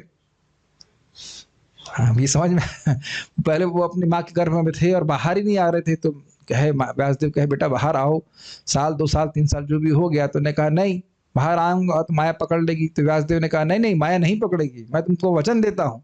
तो कह रहे आप वचन क्या देंगे, आपको माया स्वयं पकड़ी हुई है, रो रहे हो बेटे के लिए। तो फिर भगवान कृष्ण स्वयं आते हैं, वो मायापति हैं। उन्होंने कहा आप आओ बाहर, आपको माया नहीं परेशान करेगी। तो 16 साल की उम्र में बाहर आए और आते ही जंगल भाग गए। तो जिस बेटे के लिए प्रार्थना किए थे कि भाई इसको भागवत सुनाऊंगा, वही भाग गया। तो उसके पीछे वासुदेव भाग रहे थे, हा पुत्र करते हुए। याद आ रहा है प्रथम स्कंद 2 अध्याय शुरुआत के श्लोक। तो जिस प्रकार से जब भाग रहे थे तो सुखदेव गोस्वामी तो पैदा हुए थे, कपड़ा पहन के तो कोई पैदा होता नहीं, वो नग्न थे, वो कपड़ा नहीं पहने थे और भाग रहे थे। और उनके पीछे दृष्टवान यान्तम ऋषि को देख करके जो अपने बच्चे आत्मज मतलब अपने बेटे के पीछे भाग रहे थे। और अपि अनग्नम मतलब वह नग्न नहीं थे, मतलब व्यासदेव जी। देव्यो हरिया मतलब होता है लज्जा से। देवियां स्नान कर रही थी, उन्होंने परिधान समझे ना वस्त्र धारण कर लिए। सुतस्य चित्रम, ये बड़ी विचित्र बात हुई कि बेटे को देख करके नहीं धारण किए, लेकिन पिता को देख कर धारण कर लिए। पिता के जो व्यासदेव थे उनकी तुलना में जो स्त्रियां थी बिल्कुल बच्चे जैसी थी, फिर भी उन्हें लज्जा से उसको अपने कपड़े धारण कर लिए। तद्वीक्ष यह देख करके पृच्छति मुनौ, मुनि ने पूछा कि ऐसा आपने ऐसा क्यों किया। तो कह रहे हैं कि तव अस्ति आपका है, स्त्री पुंविदा, ये स्त्री है ये पुरुष है, ऐसी आपकी दृष्टि है। स्त्रियों ने किससे कहा, व्यासदेव से कहा। न तो सुतस्य, आपके बेटे की ऐसी दृष्टि नहीं है। तो मान लो व्यासदेव के आंख को कैसे पता, तो कहते हैं हम स्त्रियां हैं, हम इस प्रकार के भाव को आंख से देख के ही समझ लेती हैं। स्त्रियों में गुण होता है, व्यक्ति के आंखों को देख करके समझ लेती है कि उसका भाव क्या है, ये भगवान को शक्ति दी है। तो कह रहे हैं विविक्त दृष्टि, उसकी आपके जो बेटे की दृष्टि है वो परम पवित्र है। तो आप कहेंगे क्या भाई व्यासदेव क्या कामी पुरुष हैं, क्या काम से देख रहे हैं? नहीं, लेकिन वह अब जब गृहस्थ के रूप में है तो उनको भेदभाव देखना पड़ेगा कि स्त्री है, ये पुरुष है, ये बच्चा है इत्यादि। लेकिन सुखदेव गोस्वामी पूरी तरह निर्विकल्प स्थिति में थे, समदृक भाव में थे। इस बात को इस घटना से वह पुष्ट कर रहे हैं। मान लो कोई को पूछे कि भाई शौनक ऋषि जी ये बताइए कि आपको कैसे मालूम चला कि सुखदेव गोस्वामी निर्विकल्प हैं, समदृक हैं, कुछ ग्रहण कर रहे हैं। मान लो कोई प्रश्न करे तो शौनक ऋषि इस बात को बोल रहे नहीं, ये बहुत प्रसिद्ध बात है जो हमने श्रवण की है उनके बारे में, समझ रहे, इसलिए इस बात को बोल रहे हैं। अब आप सोच सकते हैं क्या उनकी दृष्टि होगी, बताइए। क्या जगत को देख रहे होंगे और किस तरह से देख रहे होंगे, उसकी तो कल्पना हम तो केवल चर्चा कर सकते हैं, कल्पना भी नहीं कर सकते कि ऐसी क्या स्थिति होगी। जगत की किसी वस्तु के प्रति कोई आकर्षण नहीं, आकर्षण छोड़ दीजिए, उसको नोटिस ही नहीं कर रहे कि वो है या नहीं है। ऐसा हो जाता है। अभी मैं स्नान मतलब एक एग्जाम्पल दे रहा हूं कि मति कहीं और हो तो हम भूल जाते हैं कि हम क्या कर रहे हैं। कभी कभी ऐसा होता है कि नहीं होता? आपने पिछले श्लोक में क्या सुना था? एकांत मति शब्द सुने थे। जब भगवान में ही मति है और कहीं जा ही नहीं रही है तो इस प्रकार का बर्ताव करना उनके लिए कौन से आश्चर्य की बात। कभी आप लोगों के संग ऐसा हुआ नहीं कि कुछ सोच रहे हैं और करना कुछ है, कुछ और करते जा रहे हैं? प्रैक्टिकली ये तो रोज यही करते हैं, रोज जप में और क्या करते हैं, पता ही नहीं चलता 16 माला कहाँ हो गई। कुछ एक भक्त बोल रहे थे, प्रभु जी मुझे जप करने में कोई दिक्कत नहीं है, मुझे बड़ा संदेह हुआ, दिक्कत क्यों नहीं है? ऐसा तो नहीं हो सकता भाई, मैं दोष नहीं देखना चाहता, हो सकता हो कि या तो बहुत हरि नाम में अब्जॉर्ब हैं, या फिर हो सकता है कुछ सोचते सोचते पूरा हरि नाम कर रहे हैं, कुछ मालूम ही चला कि हरे कृष्ण मंत्र कैसे हो गया। ये भी कारण हो सकता है। ऐसा बहुत प्रमाद तो भौतिक जीवन में हमारे होता ही है, लेकिन यहाँ जो बात बोल रहे हैं कि भगवान नहीं मति है और कुछ देख ही नहीं रहे हैं, तो इस बात को एकदम ज्वलंत उदाहरण से बोल रहे हैं कि स्त्री और पुरुष का भेद भी वह नहीं देख रहे थे। सारार्थ दर्शनी श्रील सुखदेव गोस्वामी के निर्विकल्पत्व को प्रमाणित करने के लिए यह श्लोक कह रहे हैं। क्लियर समझ में आया? कोई ऑप्शन नहीं देख रहे हैं, कोई भेद नहीं देख रहे हैं जगत में, उसको प्रमाण देने के लिए श्लोक कहा जा रहा है। श्रील व्यासदेव जी, व्यासदेव जो अपने पुत्र के पीछे जा रहे थे, क्यों जा रहे थे इसकी व्याख्या हो गई। वे वस्त्र धारण किए हुए थे, परंतु जो स्त्रियां जल में क्रीड़ा कर रही थी उन्होंने लज्जा के कारण वस्त्र धारण कर लिए। ऐसा उन्होंने श्रील सुखदेव गोस्वामी को देखकर नहीं किया। यह बड़े आश्चर्य की बात है। ओह, यह स्त्रियां मेरे युवा। हाँ, एक और बात है, व्यासदेव जी पिता हैं और वृद्ध हैं और कपड़ा पहने हुए हैं, और सुखदेव गोस्वामी 16-17 साल के हैं, यंग हैं और कपड़ा नहीं पहने हुए, तो उनसे कोई लज्जा नहीं स्त्रियां कर रही हैं।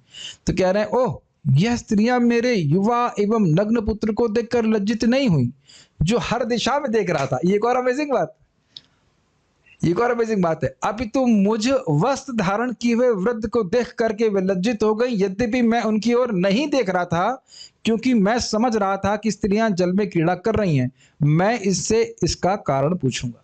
कुछ ग्रहण कर रहे हैं? कितना सुंदर बात है। सुखदेव गोस्वामी जी सब जगह देख रहे हैं, लेकिन वो देखकर भी नहीं देख रहे, कुछ ग्रहण कर रहे हैं। Is like kind of absent minded. आपने देखा होगा अपने संग कभी कभी होता है, हम कुछ ख्याल में सोच मतलब डूबे रहते हैं, मतलब चैतन्य चरितामृत के, भागवत के या हो सकता सोच रहे हो अरे इस बार की सैलरी नहीं आई, क्या हो गया, इतने में सामने से बहुत कुछ बात बोल दी जाए, ये भागवत के बहुत सारे प्रसंग चल रहा हो, कथा बोल रहा हो, यही सोच रहे हैं अरे बार नंबर कैसे कमाए, केमिस्ट्री में तो नंबर कमाए, तो वही चल रहा है दिमाग। होता है कि नहीं होता है? वो सुनते हुए भी नहीं सुनते और देखते हुए भी नहीं देखते। तो कह रहे हैं कि वो है देख रहे हैं ऐसे करके सब तरफ, लेकिन वो समझ गए कि यह व्यक्ति की दृष्टि अलग ही है, वो देख रहा है लेकिन वो देख नहीं रहा है, और प्लस नग्न है और युवा है, तो वो समझ गए उनसे कोई उनको लज्जा नहीं हुई। जैसे आप देख सकते हो छोटे बच्चे भी इसी प्रकार के हैं, वो अपने में मस्त रहते हैं, एकदम छोटा बच्चा, वो सब जगह देखता भी है लेकिन कुछ नोटिस नहीं करता कि ये सही है ये गलत है। ये तो आप समझ ही रहे होंगे, एक अंदाज देने के लिए मैं कह रहा हूं इस प्रकार से। अब वो कह रहे हैं कि वृद्ध थे व्यासदेव, वो जान रहे हैं कि स्त्री उधर स्नान कर रही तो उधर देख भी नहीं रहे हैं। तो आप कॉन्ट्रास्ट में देख लीजिए, वृद्ध हैं और ऋषि हैं और उधर देख भी नहीं रहे हैं, फिर भी उनको लज्जा हो रही, क्योंकि वो जान रहे हैं कि वहां स्त्रियां हैं, वहां वो भेदभाव कर रहे हैं कि स्त्रियां हैं, पुरुष हैं, इत्यादि इत्यादि। तो उन्होंने कहा कि मैं कारण पूछूंगा। जब श्रील व्यासदेव ने उनसे पूछा तो उन्होंने कहा, आप स्त्री और पुरुष को भेद देखते हैं परंतु आपका पुत्र नहीं देखता। तो कितना अद्भुत वक्ता था भागवत का। यह ज्ञान आपको कैसे हुआ? मान लो व्यासदेव पूछे स्त्रियों से, तो उस पर कह रहे हैं कि विविक्त अर्थात जिसकी शुद्ध दृष्टि है। हम युवती जन कलाओं को जानने वाली हैं और स्त्री पुरुष की आंखों को देखकर ही उनके अंतःकरण के भाव को पूरी तरह जान लेती है। भाव, ये प्रसिद्ध बात है कि अगर कोई व्यक्ति काम दृष्टि से किसी स्त्री को देखेगा तो उसकी आंख को देख करके माता जी मतलब वो स्त्री समझ जाएगी कि कामुक व्यक्ति है। समझ रहे ना मेरी बात? और इस पर कह रहे हैं कि हम देख रहे थे कि उनकी आंखों को देखकर हम समझ गए कि ये है शुद्ध दृष्टि वाले हैं, इनमें कोई काम वासना नहीं है, वे किसी भी जगत में किसी भी वस्तु को भोग दृष्टि से नहीं देख रहे। ये कोई आसान बात है? तो आप समझ सकते हैं कितने महान वक्ता थे श्रील सुखदेव गोस्वामी। तात्पर्य, भगवत गीता में कहा गया है कि विद्वान साधु अपनी आध्यात्मिक दृष्टि के कारण किसी विद्वान भद्र ब्राह्मण, चांडाल, कुत्ता या गाय पर समान दृष्टि रखने वाला होता है। इसकी चर्चा भी हमने कुछ समय पहले टीका में किया था। श्रील सुखदेव गोस्वामी ने वह अवस्था प्राप्त कर ली थी, अतएव उन्होंने स्त्री या पुरुष में भेद नहीं देखा, उन्होंने तो समस्त जीवों को एक भिन्न वेश में देखा। इसकी व्याख्या करी थी मैंने। केवल वो केवल एक, देखिए सिंपल सी बात है, हम लोग स्त्री के प्रति या स्त्री पुरुष के प्रति क्यों आसक्त होती है, थोड़ा समझ लेना चाहिए। कारण क्या है, हम पहले ही मानते हैं कि हमें शरीर है, फिर हम मानते हैं कि उस शरीर को भोग करके हम सुखी हो जाएंगे। अरे ये पहले देखो कि अपने शरीर से कितना सुख मिल रहा है तुमको। क्या हमारे शरीर में कुछ सुख उत्पन्न करने वाली वस्तु है? तो यह तो ये आत्मा का देहात्म जो बुद्धि है या ध्यास है शरीर में, इस कारण से अज्ञान जनित आकर्षण है। और जो व्यक्ति हमने पहले सुन गया उन निद्रा वह तो अविद्या से पूरी तरह से निवृत्त थे, तो राग और द्वेष की ये भाई ये कुछ सुख देगा वो सुख देगा उस भावना से वह पूरी तरह से रहित थे। समझ रहे हैं इस बात को? वो केवल देख रहे हैं कि सबने अलग अलग ड्रेस पहन के रखी हुई। क्या रियलाइजेशन है ना। जो लोग उसको श्रवण कर रहे होंगे वो भी सोच रहे होंगे ना ये क्या बोल रहे हैं। जो व्यक्ति पहली बार अगर इस प्रवचन में आएगा उसको तो समझ में नहीं आएगा किस ड्रेस की बात हो रही है कि नहीं। इतना तो समझ में आना चाहिए कि हृदय में काम है। मैं ये भी नहीं लगा रहा हूं क्योंकि है तभी बहुत बड़े अज्ञान में। प्रभुपाद जी बोलते हैं कि स्त्री को देख करके अगर आपके हृदय में कुछ पिंचिंग सेंसेशन हो रहा है, पिंचिंग समझते हैं, आकर्षण हो रहा कुछ, तो अभी समझना चाहिए कि अभी बीमारी है। बहुत सुंदर टेस्ट है। या किसी स्त्री को हृदय में किसी पुरुष को देखकर पिंचिंग सेंसेशन हो रहा है, जिसको अन्यथा लोग इन्फैचुएशन या जो कुछ भी कहते हैं, तो अभी हमें हृदय को शुद्ध करने की आवश्यकता और है। डिस्करेज नहीं होना चाहिए, बट थर्मोमीटर मुंह में डाला 104 था अभी 103 है, तो है ना अभी। अब उसके लिए अपने को ही नहीं मानना चाहिए, लेकिन ये मानना चाहिए कि अभी है कचरा, बहुत कचरा है। उसके लिए भागवत श्रवण करना है, जप करना है, बहुत प्रगति करनी, तब जाकर के ये कचरा सब साफ होगा। तब समझे हाँ। उस दरवाजे को देख के कैसा लगता है आप लोगों को? मुझे लोहे का, पीछे एक बार मुड़ के देखिए वो लोहे का दरवाजा कितना सुंदर है। मैं तो तृप्त नहीं हो रहा उसको देखने में। ऐसे बोलते हैं क्या? कभी नहीं बोलते ना। कितने ही दरवाजे हों आगे निकल जाते हैं कि नहीं। क्या आपने इवन मंदिर के दरवाजे का डिजाइन देखा है कभी आपने? बहुत रेयरली कहीं ध्यान दिया होगा उसके ऊपर। कुछ नहीं ध्यान देते ना दरवाजे को देख के। ऐसे सन्यासी बोल रहे थे कि ऐसी स्थिति भक्ति करते करते आ जाती है। कोई स्त्री भी देखती है, स्त्री तो हर जगह दिखेंगी। 50% 51% पॉपुलेशन तो वही है। जैसे दरवाजे को देखते हो कुछ भी नहीं होता। तो ये सब क्यों है? भक्ति करके उस अविद्या से, काम इत्यादि से वो मुक्त हो जाते। तुम सुन चुके तदा रजस्तमो भाव काम लोभ दयश्च। ये स्नान करती स्त्रियां पुरुष के मन को उसकी चेष्टाओं से जान गई। जिस प्रकार शिशु को देखकर कोई भी जान लेता है कि वह कितना निर्दोष है। ये व्याख्या भी मैंने किया था ना, शिशु वाला एग्जाम्पल दिया था आप लोग को। शिवदेव गोस्वामी 16 वर्ष के तरुण थे, अतएव उनके शरीर के सभी अंगों का विकास हो चुका था। वे नग्न भी थे और उन्हीं की तरह स्त्रियां भी थी। लेकिन चूंकि सुखदेव गोस्वामी काम व्यापार से परे थे, अतएव वे निर्दोष प्रतीत हो रहे थे। स्पष्ट है उनके हृदय में कोई भोग वासना नहीं थी। स्त्रियां अपने विशिष्ट गुणों से इसे तुरंत जान पाईं, अतएव उन्होंने सुखदेव जी के आने की खास परवाह नहीं करी। क्लियर है। लेकिन जब उनके पिता उधर से गुजरे तो स्त्रियों ने तुरंत वस्त्र ओढ़ लिए। ये स्त्रियां उनकी पुत्रियों या पौत्रियों जैसी ही थी, बेटी या पोती जैसे कहना, पोती जैसी थी। फिर भी व्यासदेव के आने पर उन्हें सामाजिक रिवाज के अनुसार प्रतिक्रिया करी, क्योंकि व्यासदेव गृहस्थ की भूमिका निभा रहे थे। गृहस्थ को स्त्री तथा पुरुष में भेद बरतना होता है, अन्यथा वह गृहस्थ नहीं हो सकता। ये समझ में आ रही बात आपको? देखिए व्यासदेव जी भी आत्म साक्षात्कारी पुरुष हैं। ये नहीं सोचना चाहिए कि वो कामी थे ऐसा नहीं है। लेकिन बाह्य रूप से उनको ऐसा बर्ताव करना था क्योंकि वो गृहस्थाश्रम में थे। लेकिन सुखदेव गोस्वामी पूरी तरह से निरपेक्ष, तो कोई वर्णाश्रम का कोई इनको पालन करने की आवश्यकता नहीं थी। समझ रहे? अतएव मनुष्य को चाहिए कि स्त्री तथा पुरुष के प्रति आसक्ति से रहित होकर शरीर और आत्मा का अंतर जाने। जब तक उसके मन में ऐसा अंतर रहे तब तक उसे सुखदेव गोस्वामी जैसा सन्यासी बनने का प्रयत्न नहीं करना चाहिए। कम से कम सैद्धांतिक रूप से मनुष्य को समझ लेना चाहिए कि जीव न तो नर है न नारी, बाहरी बाने को प्रकृति ने पदार्थ से इसलिए तैयार किया है कि उसमें विपरीत लिंग के लिए आकर्षण उत्पन्न हो, जिससे वह इस भौतिक जगत में फंसा रहे। अब तो आप जानते हैं मुझे कुछ बोलने के लिए मिल ही गया मटेरियल। क्यों इतने सारे नियम बनाए गए हैं? गृहस्थ में भी केवल संतान उत्पत्ति के लिए ही संग करने के लिए क्यों बोला गया है? क्यों बोला गया है? क्योंकि यही मूल आकर्षण है जो हमें इस जगत में बार बार आने के लिए बाध्य कर रहा है। भोग का जीवन, ये जितना हम मिनिमाइज कर सकेंगे उतना ही आध्यात्मिक जीवन में प्रगति कर सकेंगे। इसको कोई काट नहीं सकता है। अब कौन व्यक्ति कितना मिनिमाइज करना चाहता है या जीरो पे लेके आना चाहता है, वह उसको निर्धारित करना होगा। एक बार प्रभुपाद जी से एक व्यक्ति ने पूछा, उनके शिष्य ने पूछा कि भाई केवल संतान उत्पत्ति के लिए पत्नी का संग करना और वह भी महीने में केवल एक बार, तो इससे अच्छा है कि हम संग करें ही नहीं, ब्रह्मचारी रह जाए। तो प्रभुपाद ने कहा आप समझ गए आप समझ गए, ये पॉइंट अच्छा है, आप समझ गए, दैट्स द होल पॉइंट। तपो दिव्यम पुत्रका ये न सत्वम शुद्धे तस्मात् ब्रह्म सौख्यम तुनंतम। ये सब बातें बड़ी अजीब सी इसलिए लगती हैं क्योंकि हमारी एजुकेशन कभी हुई नहीं, कभी से पढ़ाया नहीं गया कि इंद्रिय संयम करो। ब्रह्मचर्य की स्पेलिंग ही किसी को पता नहीं है, बी से शुरू होता है कि भा से शुरू होता है है कि नहीं? कुछ नहीं पता ना लोगों को, बल्कि इसकी विपरीत बातें बोली जाती है। यहाँ तक कि योग शिक्षा भी इसीलिए दी जा रही ताकि भोग करने की सुविधा, भोग करने के लिए शरीर और स्ट्रांग हो जाए। प्रभुपाद इस बात को बोलते हैं बताता तात्पर्यों में। तो जब मानव जीवन का लक्ष्य ही गायब हो गया तो उसके लिए मेहनत क्यों करेगा? भाई जिसने कोई IAS के में क्वालिफाई होना ही नहीं है तो 14 घंटे क्यों पढ़ेगा? जरा बताइए, कुछ समझ में आ रहा है? जब कोई लक्ष्य है तब तो मेहनत करेगा ना।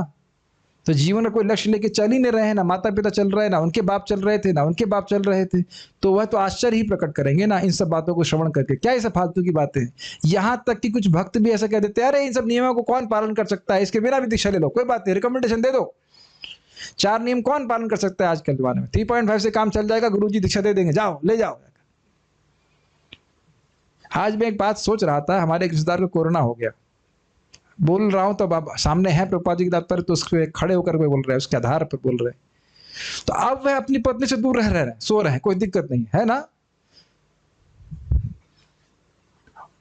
कोरोना हो जाने से पत्नी से दूर हो सकते हो, लेकिन कृष्ण की करुणा प्राप्त करने के लिए अलग नहीं रह सकते, क्योंकि पत्नी एक नंबर की आलसी है, वो सोती रहती तो वो भी सोते रहते हैं। अच्छा है कि कोई मेरा प्रवचन भले ना सुने, लेकिन कम से कम बोलने का मौका मुझे मिल रहा है। भाई जो भी गृहस्थ जीवन में है, जो अपनी पत्नी के से बहुत आसक्त हैं, अगर पत्नी को कोरोना हो जाए तब भी सोएंगे बगल में? दूर नहीं, बहुत दूर रहेंगे, हवा भी ना आ जाए वहां से। समझ रहे ना मेरी बात? तो ये सब इसीलिए लोगों को बड़ी रिवोल्टिंग लगती है सब बातें, क्योंकि आत्म संयम की शिक्षा कभी दी नहीं जाती है। तो कम से कम कुछ लोगों को तो श्रवण करना चाहिए और उससे विचार करना चाहिए। भोगों में गृहस्थ आश्रम भी आश्रम है, भगवान का भजन करने के लिए। ऐसा नहीं कि बस भोगों में पड़ते रहो। जैसे महाराज बोल रहे थे, तुम हमको देखो हम तुमको देखें। महाराज कुछ अपनी लैंग्वेज अवधि अवने को बिहारी बोले थे, तुम हम ऐसे कुछ तो बोल रहे थे, हाँ तुम उसको देखो वो तुमको देखे और दोनों नरक में जाए। ऐसे करके महाराज बोल रहे थे। नहीं, दोनों को भगवान कृष्ण को देखना चाहिए, कृष्ण की भक्ति करनी चाहिए। अरे शेर भी शेरने का संग केवल साल में एक ही बार करता है, तो क्या हम शेर से भी निम्न है? तो ये प्रभात बोल रहे कि इसी आकर्षण, बस बाने समझ रहे हैं, क्या कहते हैं उसको, एक कपड़ा पहना दिया गया है और उसकी वजह से आकर्षण में हम फंसे। एक और इंटरेस्टिंग बात आचार्यगण बोलते हैं, जैसे हो सकता है कि मैं इस लैपटॉप या माउस से आसक्त हूं, ठीक है, मुझे बहुत प्रिय है मेरा माउस या मेरा लैपटॉप मुझे बहुत प्रिय है, लेकिन क्या लैपटॉप मुझसे प्रिय है? लैपटॉप को मैं प्रिय हूं क्या? अगर मैं लैपटॉप को छोड़ के चला जाऊं तो लैपटॉप ये नहीं कहेगा प्रभु जी मेरा क्या होगा, अभी तो आपने मेरे लिए चार्जर की व्यवस्था भी नहीं करी। आप समझ रहे हैं मैं क्या कहना चाहता हूं? प्रभुपाद इसी प्रकार से बोलते हैं कि कोई व्यक्ति पूरा जीवन सेवा करे, लेकिन अगर संन्यास लेने के लिए उद्युक्त हो तो कहे आपने अभी किया ही क्या है, बच्चों की तो शादी नहीं हुई है। तो यानी पत्नी भी पति से आ सकते हैं और पति भी पति से आ सकते हैं। और उस पर थोड़ा और कहना चाहूंगा, पुंसाम स्त्रियो मैथुनी भावमेतम तयोर मितो हृदय ग्रंथि माहु अतो क्षेत्र सुताप्त वित्तेर जनस मोहयम अहम ममेति। स्त्री पुरुष का संग जब होता है तो हृदय में ग्रंथि बिल्कुल कठोर हो जाती है। क्या कठोर हो जाती है? अहम ममेति, मैं ये शरीर हूं और शरीर संबंधित वस्तुएं मेरी है, ये तुम मेरी हो। बातें बोलने लगते हैं ना महाराज। इसको और बता रहे थे कि भाई मान लीजिए कोई ट्रेन में बैठा हुआ है, ठीक है ना, आपकी रिजर्व एक बर्थ है और कोई दूसरी स्त्री आ जाए तो आप नहीं बैठने देंगे, लेकिन शादी हो जाती है तो कहीं ठीक है तुम लेट लो, हम जमीन पे सो जाएंगे। कई बार देखते कि नहीं, पत्नी जो है वो बर्थ पे सो रही है, पति नीचे सो जा रहे हैं, कहीं खड़े होके जा रहे हैं। देखते हैं कि नहीं देखते हैं?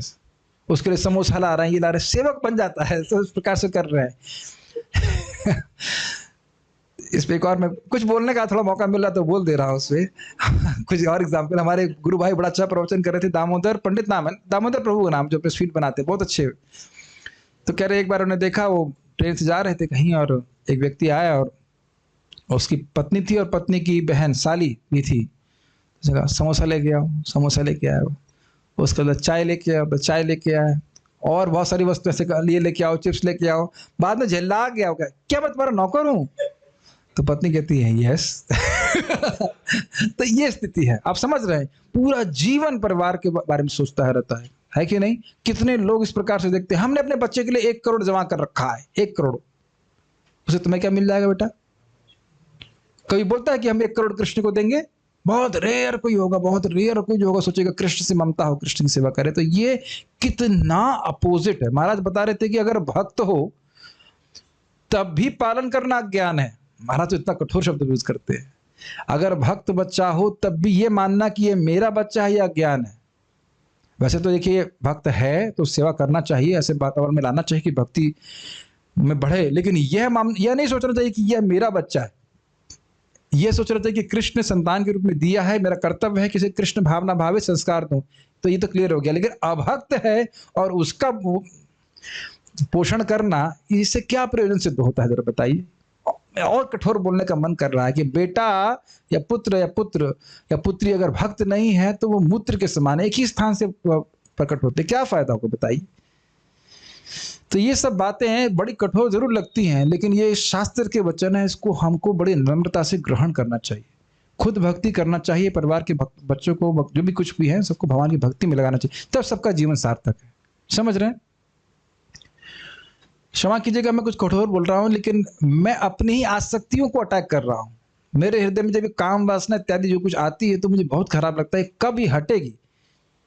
विषय छाड़िया कभी शुद्ध हबे मना, कभी हमा हेरी बो श्री वृंदावन। आज क्लास में आने से पहले मैं इतना प्रसन्न था।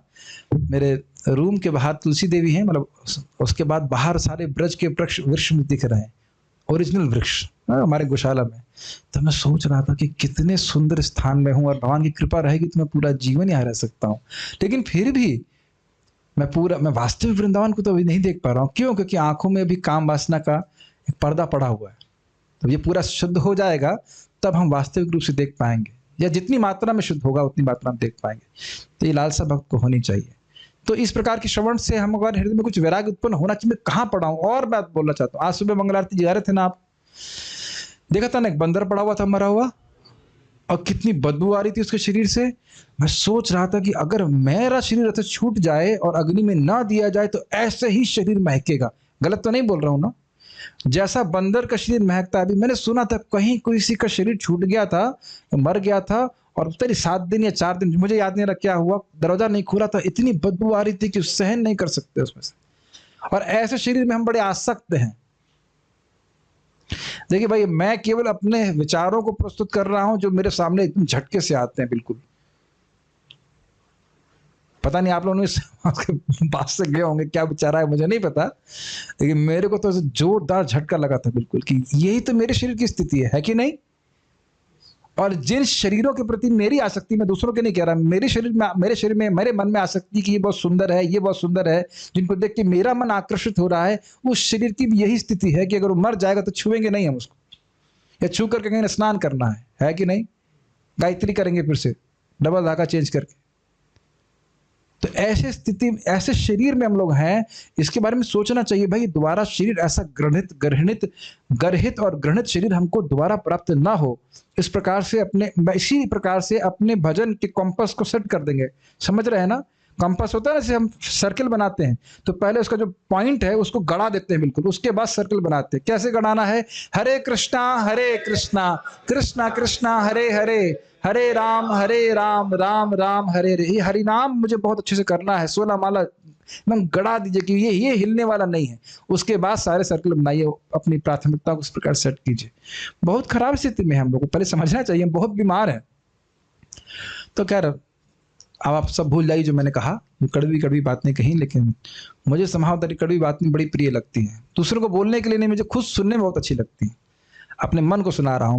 मुक्त जीव इस विकृत भेद से ऊपर उठता है। क्लियर समझ में आए? विकृत गर्हित भेद, ये स्त्री है, ये पुरुष इत्यादि, केवल एक चाम पहना दिया गया है।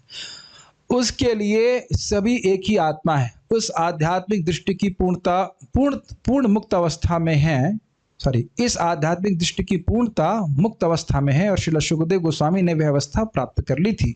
श्रील व्यासदेव भी दिव्य अवस्था में थे, किंतु गृहस्थ होने के कारण प्रथावश वे अपने को मुक्त जीव नहीं मानते थे। समझ में आ रहा है? वो गृहस्थ आश्रम में होने के कारण उनको बाह्य व्यवहार करना पड़ रहा था, लेकिन वह भी मुक्त अवस्था में थे। कोई प्रश्न है किसी भक्त का तो मैं ले लेता हूँ। प्रश्न नहीं आज?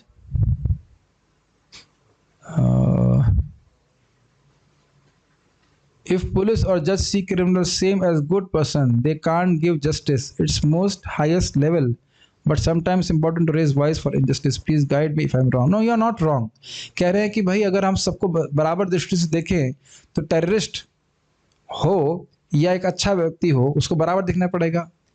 देखिए बड़ी सुंदर विचार प्रश्न किया गया, बड़ा ध्यानपूर्वक सुनिए। कल भी शायद इस प्रकार का प्रश्न आया था। देखिए अगर राजा की दृष्टि किस प्रकार से होती है, जो अच्छा व्यक्ति है उसके तो वह पोषण करता है, लेकिन जानता है कि जो कोई मर्डर कर रहा है और जो गलत कार्य कर रहा है उसको अगर राजा दंड नहीं देगा, मैं दंड नहीं दूंगा, तो फिर उसे नरक जाना पड़ेगा। ये बात समझ में आ रही है? तो उसकी दृष्टि में कोई घृणा नहीं होती है, उसको कारागार में रखता है या पिटाई करता है या कहीं कहीं मृत्यु दंड भी देता है ताकि वह पाप करने की प्रवृत्ति से बचे। एक बात क्लियर हुई। और दूसरा, समाज में व्यवस्था बना रहे।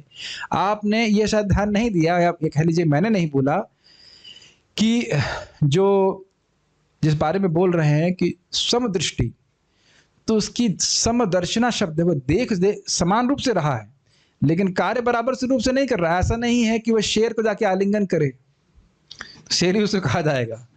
ये समझना चाहिए। तो दृष्टि समान है लेकिन भौतिक लेवल पे हम कभी दृष्टि समान नहीं रख सकते हैं। इसीलिए वर्णाश्रम की व्यवस्था करी गई है और इसीलिए बोला गया है कि भाई अगर राजा है तो राजा का कर्तव्य है कि जो गलत कार्य कर रहे हैं उनको दंड देना ही पड़ेगा, और ये राजा का कर्तव्य है। इससे वह प्रगति करता है। कुछ लोग मुझे पूछ रहे थे कि भाई पांडव तो दुश्मन नहीं मानते थे कौरवों को, फिर भी उन्हें युद्ध क्यों किया या करना पड़ा? तो ये क्षत्रिय कर्तव्य है कि जो अधर्म के मार्ग पे हो उसको दंड दे करके धर्म की स्थापना के लिए वे अपना कार्य करे। ये तो हम गीता के तीसरे अध्याय में से सुन ही रहे हैं, तो इसलिए ये इंपॉर्टेंट है। लेकिन सभी लोग शुकदेव गोस्वामी अगर होना भी चाहें तो हो नहीं पाएंगे। जैसे प्रभुपाद जी बोल रहे हैं कि जब तक कोई व्यक्ति पूरी तरह मुक्त नहीं है, नारद जी की तरह है, तो किसी सुंदर स्त्री के पास रह करके आपको अपने आप को मुक्त नहीं मानना चाहिए। आप सुखदेव गोस्वामी नहीं हो गए या मैं सुखदेव गोस्वामी नहीं हो गया हूँ। मुझे याद है कि मैंने सुना ऐसा कि कोई माता जी होंगी बहुत भड़कीले कपड़े पहन करके आई, तो महाराज जी थे, पता नहीं महाराज से मिलने के लिए आएंगे कुछ हमारे गुरु महाराज से, तो गुरु महाराज वहां से भाग गए तुरंत भाग गए और किसी गृहस्थ को बोला कि आप जाकर उससे बात कीजिए। तो जो महान भक्त हैं वह अपने को मुक्त नहीं मान रहे हैं। दिक्कत ये कि हम मुक्त ना होते हुए भी अपने को मुक्त मान रहे हैं। यहाँ तक कि प्रभुपाद जी वृद्धावस्था में संन्यास आश्रम में थे, वृद्धावस्था में परमहंस वैष्णव है, और उनकी बहन रूम में थी, उनका शिष्य बाहर चला गया। बहन भी बहुत वृद्ध थी, बहन कौन से यंग थी, तो प्रभुपाद तुरंत घंटी बजा के वापस मुझे अकेला क्यों छोड़ दिया। तो इस प्रकार से महान आचार्यगण प्रस्तुत कर रहे हैं कि हम लोग को इस प्रकार से अपने को मुक्त नहीं मानना चाहिए। तो हर व्यक्ति उस स्तर पे नहीं है। आप प्रेम ये क्या बोलते रहते। अच्छा, अभी कह रहे हैं कि मैं मानती हूँ, हाँ दिव्य गीता देवी बोल रही है, मैं मानती हूँ कि मैं मृत्यु को स्मरण करना चाहिए, लेकिन इससे नेगेटिव अननेसेसरी रूप से नेगेटिव हो जाएंगे। नहीं, आप अननेसेसरी रूप से आसक्त होने से बच जाएंगे। कुछ समझ रहे हैं? ये एक मिनट, कोई एग्जाम की तैयारी कर रहा है यहाँ पे? कोई कंपटीशन की? डांट नहीं रहा हूँ, पूछ रहा हूँ, कोई नहीं कर रहा, सब ब्रह्मभूत जीव हैं यहाँ पे। लेकिन मान लीजिए कोई व्यक्ति आईएएस की तैयारी कर रहा है, तो क्या ये बताइए कि रोज वो एग्जाम की आप तो कंपटीशन की तैयारी कर रहे हो ना, प्रिपेयर कर रहे हैं अपने आप को। चलो ठीक है,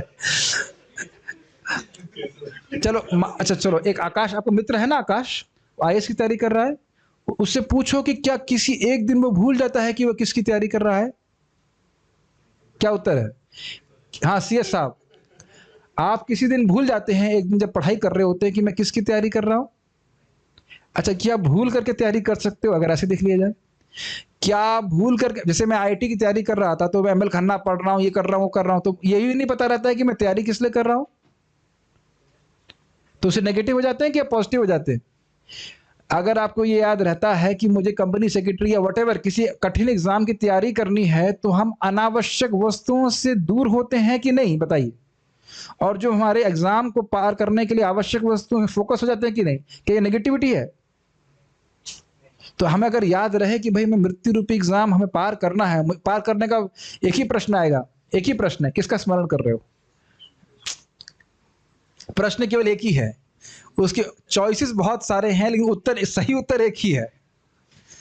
जो अन्य और जो भी प्रश्न है कि देवता का स्मरण किया तो देवता के पास चले जाएंगे, गाय का स्मरण किया तो गाय के पास चले जाएंगे, है ना, यम यम वापि स्मरण भावम त्यजति अंत कलेवरम। लेकिन सही उत्तर केवल एक ही है, माम उपेत, मेरा जो स्मरण करेगा, अंत काले च माम एव, जो मेरा ही स्मरण करेगा वो मेरे पास आ जाएगा। सही उत्तर एक ही है। एग्जाम के पहले भी हमको पता है कि सही उत्तर ये है, बस दिक्कत ये है कि एग्जाम के समय ना भूल जाए। वैसे घबराइए मत, आप पूरा जीवन भर भक्ति करेंगे तो कृष्ण स्मरण कराएंगे। अरे पूरा जीवन में आपने केवल एक बार भी हरे कृष्णा कृष्णा कृष्णा हरे हरे, हरे राम राम राम हरे हरे निरपराधिक रूप से लिया है, तो भगवान निश्चित रूप से आपकी रक्षा करेंगे। तो इसलिए हम नेगेटिव नहीं होते हैं, अननेसेसरी अटैचमेंट से बच जाते हैं। हाँ, वो सुंदर सूट कितना अच्छा है, या और बहुत बहुत तरह के आकर्षण में उसका वर्णन नहीं करना चाहता, जहां हम फंसे रहते हैं, अरे घर में सोफा नहीं तो लोग क्या कहेंगे, अरे जब मरोगे तो उसी सोफे पे लिटा दिया जाएगा, इस पर याद रखना चाहिए। सोफे का कोई प्रयोजन नहीं है, जीने के लिए जो आवश्यक है वो ग्रहण करना चाहिए, ठीक है। Sadhu also cycling from gaushala to temple, I don't know what is it, क्या कहना चाहते हैं। Illusion gives more pleasure than reality in material world, ये गलत है। क्या बोल रहे हैं? Illusion gives more pleasure than reality in material world. You said Lord Shri Krishna was there when Shukdev Goswami took birth. So doesn't this mean Parikshit Maharaj also has seen Lord Krishna face to face? कह रहे हैं कि जब सुखदेव गोस्वामी जी ने जन्म लिया था तो भगवान कृष्ण थे, तो क्या परीक्षित महाराज ने भगवान कृष्ण को फेस टू फेस देखा? पता नहीं किस लिए बोल रहे हैं, लेकिन वैसे सब माँ के गर्भ में ही परीक्षित महाराज ने देखा। देखिए एक और बात है, हाँ एक इंटरेस्टिंग बात है, अब मुझे समझ में आ रहा है क्यों कह रहे हैं। बहुत अच्छा, बहुत दूर की सोच रहे हैं, दूर की कौड़ी लेके आए हैं। कह रहे आप कह रहे हो कि सुखदेव गोस्वामी 16 साल के थे, और तब परीक्षित महाराज, तब भगवान ने बाहर से आकर उनको आश्वासन दिया, और 16 साल में उन्होंने भागवत बोली, इसका मतलब है कि जब परीक्षित महाराज होंगे, समझ में आ रहा है, लॉयर तो नहीं थे, तो ये उस वक्त भगवान कृष्ण होंगे। भाई देखिए, हम ये कह रहे हैं कि वो 16 साल वाले लग रहे थे, ध्यान देना होगा। वो 16 साल की उम्र से अधिक बड़े ही नहीं, वो बूढ़े नहीं हुए कभी। 16 साल की उम्र में पैदा होते ही भागवत नहीं बोल दिए हैं, ये संभव है? 16 साल की उम्र में पैदा होकर के चले गए थे जंगल, फिर आए, अध्ययन किया, काफी समय बीता। जब परीक्षित महाराज को सुना रहे हैं तब वो 16 साल टेक्निकली नहीं थे, 16 साल से कहीं अधिक साल के थे, लग रहे थे 16 साल के, क्योंकि उनकी उम्र बढ़ी नहीं थी, दिव्य शरीर था उनका। अच्छा प्रश्न था, लॉयर भी हैं कुछ हमारे में, मिलेंगे, लॉ पढ़ लो, अच्छा रहेगा। घर में संध्या आरती को छोड़कर कथा में उपस्थित होने में थोड़ा अपराध भाव आता है, कथा भी नहीं छोड़ना चाहते, संध्या आरती बचपन से नियमित रूप से करते हैं अथवा वे भी नहीं छोड़ना चाहते, क्या मार्गदर्शन करें? अच्छा है प्रश्न है, क्योंकि अन्य लोग भी ऐसा सोचेंगे। तो 6:30 पे हम लोग क्लास शुरू करते हैं, तब 6 बजे संध्या आरती कर लीजिए, भगवान मना करेंगे? नहीं, अभी तुम्हारी आरती स्वीकार नहीं करूंगा, आधा घंटा पहले क्यों आ गया? नहीं, ठीक है। भक्ति करते हैं तब सही और गलत कार्यों का ज्ञान होने लगता है, ये बहुत इंपॉर्टेंट बात है, अच्छा रियलाइजेशन है। जीव ना होए नर नारी, भक्त बोले केवल हरि हरि। अच्छा ठीक है, कवि हो गए। कृमिविड भस्म संगीतम, यस यस यस। अच्छा अच्छा, ये शादी की पहले तो नहीं बोल रहे थे आप। आपकी कथा बातों से ठीक है। भगवान से अंश हैं फिर भी हम अविद्या में जीते हैं, इस अविद्या से बाहर कैसे आए? भक्ति करके। क्या था? स्यात् कृष्ण नाम चरितादिस्ताप्य विद्या पीतोपतप्त रसनस्य नरोचिकानु किन्त्वादरादनुनिदं खलु सैव जुष्टा स्वाद्विक्रमद् भवति तद्गद मूल हंत्री। तो भगवान कृष्ण के नाम रूप चरित्र बड़े मीठे हैं, लेकिन जिसकी जीव अविद्या से ग्रसित है उसे कड़वे लगते हैं। लेकिन ये बड़े आश्चर्य की बात है कि अगर आदर पूर्वक और रोज इनको ग्रहण करता है, भगवान के नाम रूप गुण आदि को, तो अविद्या मूल से ही नष्ट हो जाती है। अब आप सभी की अविद्या नष्ट हुई है। क्या प्रमाण है? आप लोग रोज स्वेच्छा से भागवत श्रवण करने आते हो। बहुत खुश होना चाहिए। प्लीज इस बात को अगर आप कैच कर सकें, the beginning of test is the beginning of an end. क्या बोल रहा हूं मैं? यस। अरे ऐसे समझ लीजिए, बुखार है, ठीक है, बुखार में खाना अच्छा नहीं लगता, जैसे ही आपको डोसा अच्छा लगने लग गया, थोड़ा सा भी है ना, अभी जो बुखार होता है ना, बिल्कुल अच्छा नहीं लगता ना, बिल्कुल अच्छा नहीं लगता है, बिल्कुल मन नहीं करता। जब बीच में हमको बुखार हो गया था, हम सोचे क्या दवा खाएं, सब लोग सपोर्ट के प्रसाद खा रहे हैं और हमारा मन ही नहीं कर रहा है खाने का। लेकिन जैसे ही खाते रहे और खाने का टेस्ट आने लग गया, समझिए कि आप सही रास्ते पे हैं आप। तो आप सभी लोग बड़े भाग्यवान हैं, क्योंकि स्वेच्छा से देखिए 2 घंटा रोज श्रवण करने आते हैं। और ज़ूम के भक्तों को तो मैं बात भी नहीं कर सकता। यहाँ तो कुछ लोग शायद थोड़ा बहुत, क्योंकि मेरी करना मित्रों से सेटिंग है कि जो क्लास में सुनने नहीं आएंगे उनके लिए स्पेशल स्वीट नहीं देना, तो शायद उसे सुनने आते हो। नहीं, सब लोग उत्साह से जा रहे हैं मंगल आरती। इट नॉट यहाँ पे, बल्कि दुखी हैं कि कहीं कोई आईडी वाईडी की वजह से मंगल आरती कहीं मिस ना हो जाए, जाने ना दें, ऐसा कि नहीं। तो इस बिगिनिंग ऑफ टेस्ट, ये कृष्ण भावना में जो रुचि है, बस आप लोग बच गए। ये मान के चलिए बच गए। अब इस टेस्ट को बढ़ाना है। ये मेरे वचन नहीं, प्रभुपाद जी के वचन है। अच्छा लगने लगी भक्ति, अब इसको बढ़ाओ, भक्ति करते जाओ, आपका स्वाद बढ़ता चला जाएगा। तो ये नहीं, भगवान की भक्ति करने से ही अविद्या से हम निवृत्त होंगे। अहम स्मरामि मद भक्ता। ओके, लॉर्ड कृष्णा कभी कभी पार्शलिटी क्यों करते हैं? अगर आपसे करेंगे तब भी ये बोलेंगे, क्यों भाई, बहुत पापी हूं मैं, मान लीजिए, और भगवान कहें कि तुमने मेरा नाम उच्चारण किया है और मैं तुम्हारे सारे पापों को नष्ट कर देता हूं, तब भी ये कहेंगे नहीं भगवान, आपको तो निष्पक्ष होना चाहिए। नहीं, भगवान में दोनों गुण हैं। भगवान सभी जीवों के प्रति समान है, लेकिन अपने भक्तों से प्रेम करते। जैसे एक राजा अपनी प्रजा को समान रूप से प्रेम करता है कि नहीं? अपने बच्चों को, उनके बच्चे उनकी प्रजा हैं कि नहीं है? ये बताइए। हैं, लेकिन उनके बच्चे भी तो हैं। तो उसी प्रकार से भगवान कहते हैं समूहम सर्वेषु भूतेषु नामे द्वेषस्ति न प्रियः ये तो भजन्ति माम भक्त्या मयि ते तेषु चाप्यहम्। मैं सभी के प्रति समान हूँ, किसी से घृणा नहीं करता, लेकिन जो भक्ति भावना मेरा भजन कर रहे हैं तो उनसे मैं भी प्रेम करता हूँ। वैसे करना में प्रभु प्रेम से बना रहे हैं कुछ खाना, तो क्या कृष्ण इनको उस प्रेम नहीं करेंगे? बताइए। जिस घर में कहीं भोग ही नहीं लग रहा है उसके प्रति भगवान समान रूप से देंगे, भाई गेहूं दे, आटा चावल से कर्मानुसार दे दो, लेकिन जो प्रेम से भगवान को भोग लगा रहा है उसके प्रति भगवान निष्ठुर रहेंगे। ये भगवान की समता है। अरे भाई, जो कोई प्रेम करे उससे प्रेम करना है तो समता है ना, कि पक्षपात है? अगर कोई आपसे प्रेम करे और आप प्रेम ना करे तो निष्ठुरता कहलाई जाएगी। तो कृष्ण निष्ठुर नहीं है, तो पक्षपात करते ही हैं। दोनों ही गुण हैं, समान भी हैं और पक्षपाती भी हैं। अर्थात भगवान के भक्तों के प्रति भगवान पक्ष करते हैं। यहाँ तक कि जो भगवान के भक्तों से द्वेष करता है, भगवान उससे द्वेष भी करते हैं। तुम मेरे भक्तों के द्वेषी हो, ऐसे करके। ओके, अच्छी बात है ना, पार्शलिटी करते हैं।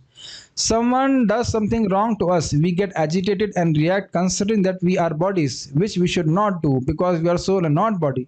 But should we not let others realize that they are mistaken? Should we keep bearing their mistakes and ignoring, rather confronting? If we confront, we are wrong, like you guide in your lecture that all are sons and daughters of Krishna and one who is enlightened should all. बहुत अच्छा प्रश्न है। कहना है कोई व्यक्ति हमारे प्रति खराब बर्ताव करता है तो हम क्योंकि सोचते हैं कि हम इस शरीर हैं, तो क्या हमें उसे गलत नहीं ठहराना चाहिए, बताना नहीं चाहिए कि वो गलत है? देखिए, अगर हम भक्ति की वास्तविक अवस्था को प्राप्त करना चाहते हैं तो हमको ये इस प्रकार से आचरण करना चाहिए। भगवान से प्रेम जागृत करने का प्रयास, भक्तों से मैत्री, क्लियर। और जो इनोसेंट हैं, भक्ति भक्ति करेंगे, मतलब सुनेंगे आपकी बात, उनके ऊपर दया करना चाहिए। और जो इस प्रकार के द्वेषी लोग हैं उनकी उपेक्षा करना चाहिए, झगड़ा करना नहीं चाहिए। झगड़ा करने से आपका पूरा चित्त खराब होता है। मैं तो भगवान से प्रार्थना करता रहता हूँ, बल्कि बचता रहता हूँ किसी तरह से कि झगड़ा अवॉइड करें जितना हो सके। आप थोड़ी देर का झगड़ा सोचिए, आपकी पूरी चेतना डूब जाती। मैंने एक भक्त को डांट लगाई, तुम्हारा रूम बहुत गंदा रहता है, तुम ऐसे करते हो वैसे करते हो। फिर मुझे ने कहा, भाई देखो मेरा कर्तव्य है कि मुझे इस प्रकार से डांटना पड़ता है। मैं क्षमा भी मांगी, भाई आप ऐसा मत करो। फिर मैं खुद अपने हाथ से उनके लिए एक अच्छी सी मैट लेके गया। हमने कहा इस पे आप सोइए, आप अच्छे से रहिए, क्योंकि अब आश्रम में रह रहे हैं तो साफ रहना जरूरी होता है। क्योंकि जो व्यक्ति नाम जप करता है वो बहुत भगवान को प्रिय है, लेकिन गंदा रहेगा दूसरे लोग भी प्रभावित रहते हैं ना। तो अब अच्छे से रह रहे हैं तो कर्तव्य बुद्धि से हमें कुछ कहना पड़ता है, but we should always remember that as far as possible जितना हो सके झगड़े से बच लेना चाहिए। झगड़े से बहुत बहुत एनर्जी वेस्ट होती है, मानसिक एनर्जी सब कुछ। जितना हो सके झगड़े से बचना चाहिए। भक्तों को तो बोल रहा हूँ। कर्ण के साथ ऐसा, अरे अब महाभारत मत खोलोगे, महाभारत मत खोलिए, भागवत की बात करिए, ठीक है। तो बहुत बहुत धन्यवाद। हम मीटिंग को 9 बजे रोकेंगे क्योंकि हमारी 9 बजे तक मीटिंग चलेगी। घबराइए मत, आप लोगों को छोड़ दूंगा अभी, लेकिन हम लोग जब करेंगे 9 बजे तक। आज एकादशी है। बहुत बहुत धन्यवाद, सब लोग आए इस प्रकार से और भागवत श्रवण कर रहे हैं। तो आगे भी हम लोग, अभी हमने आज 2 श्लोक सुखदेव गोस्वामी के बारे में सुना है और 3 श्लोक कल फिर और सुनेंगे उनके गुणों के बारे में, फिर परीक्षित महाराज का। अभी पारायण कर लेते हैं। हाँ, घबराइए मत, पारायण मुझे याद है।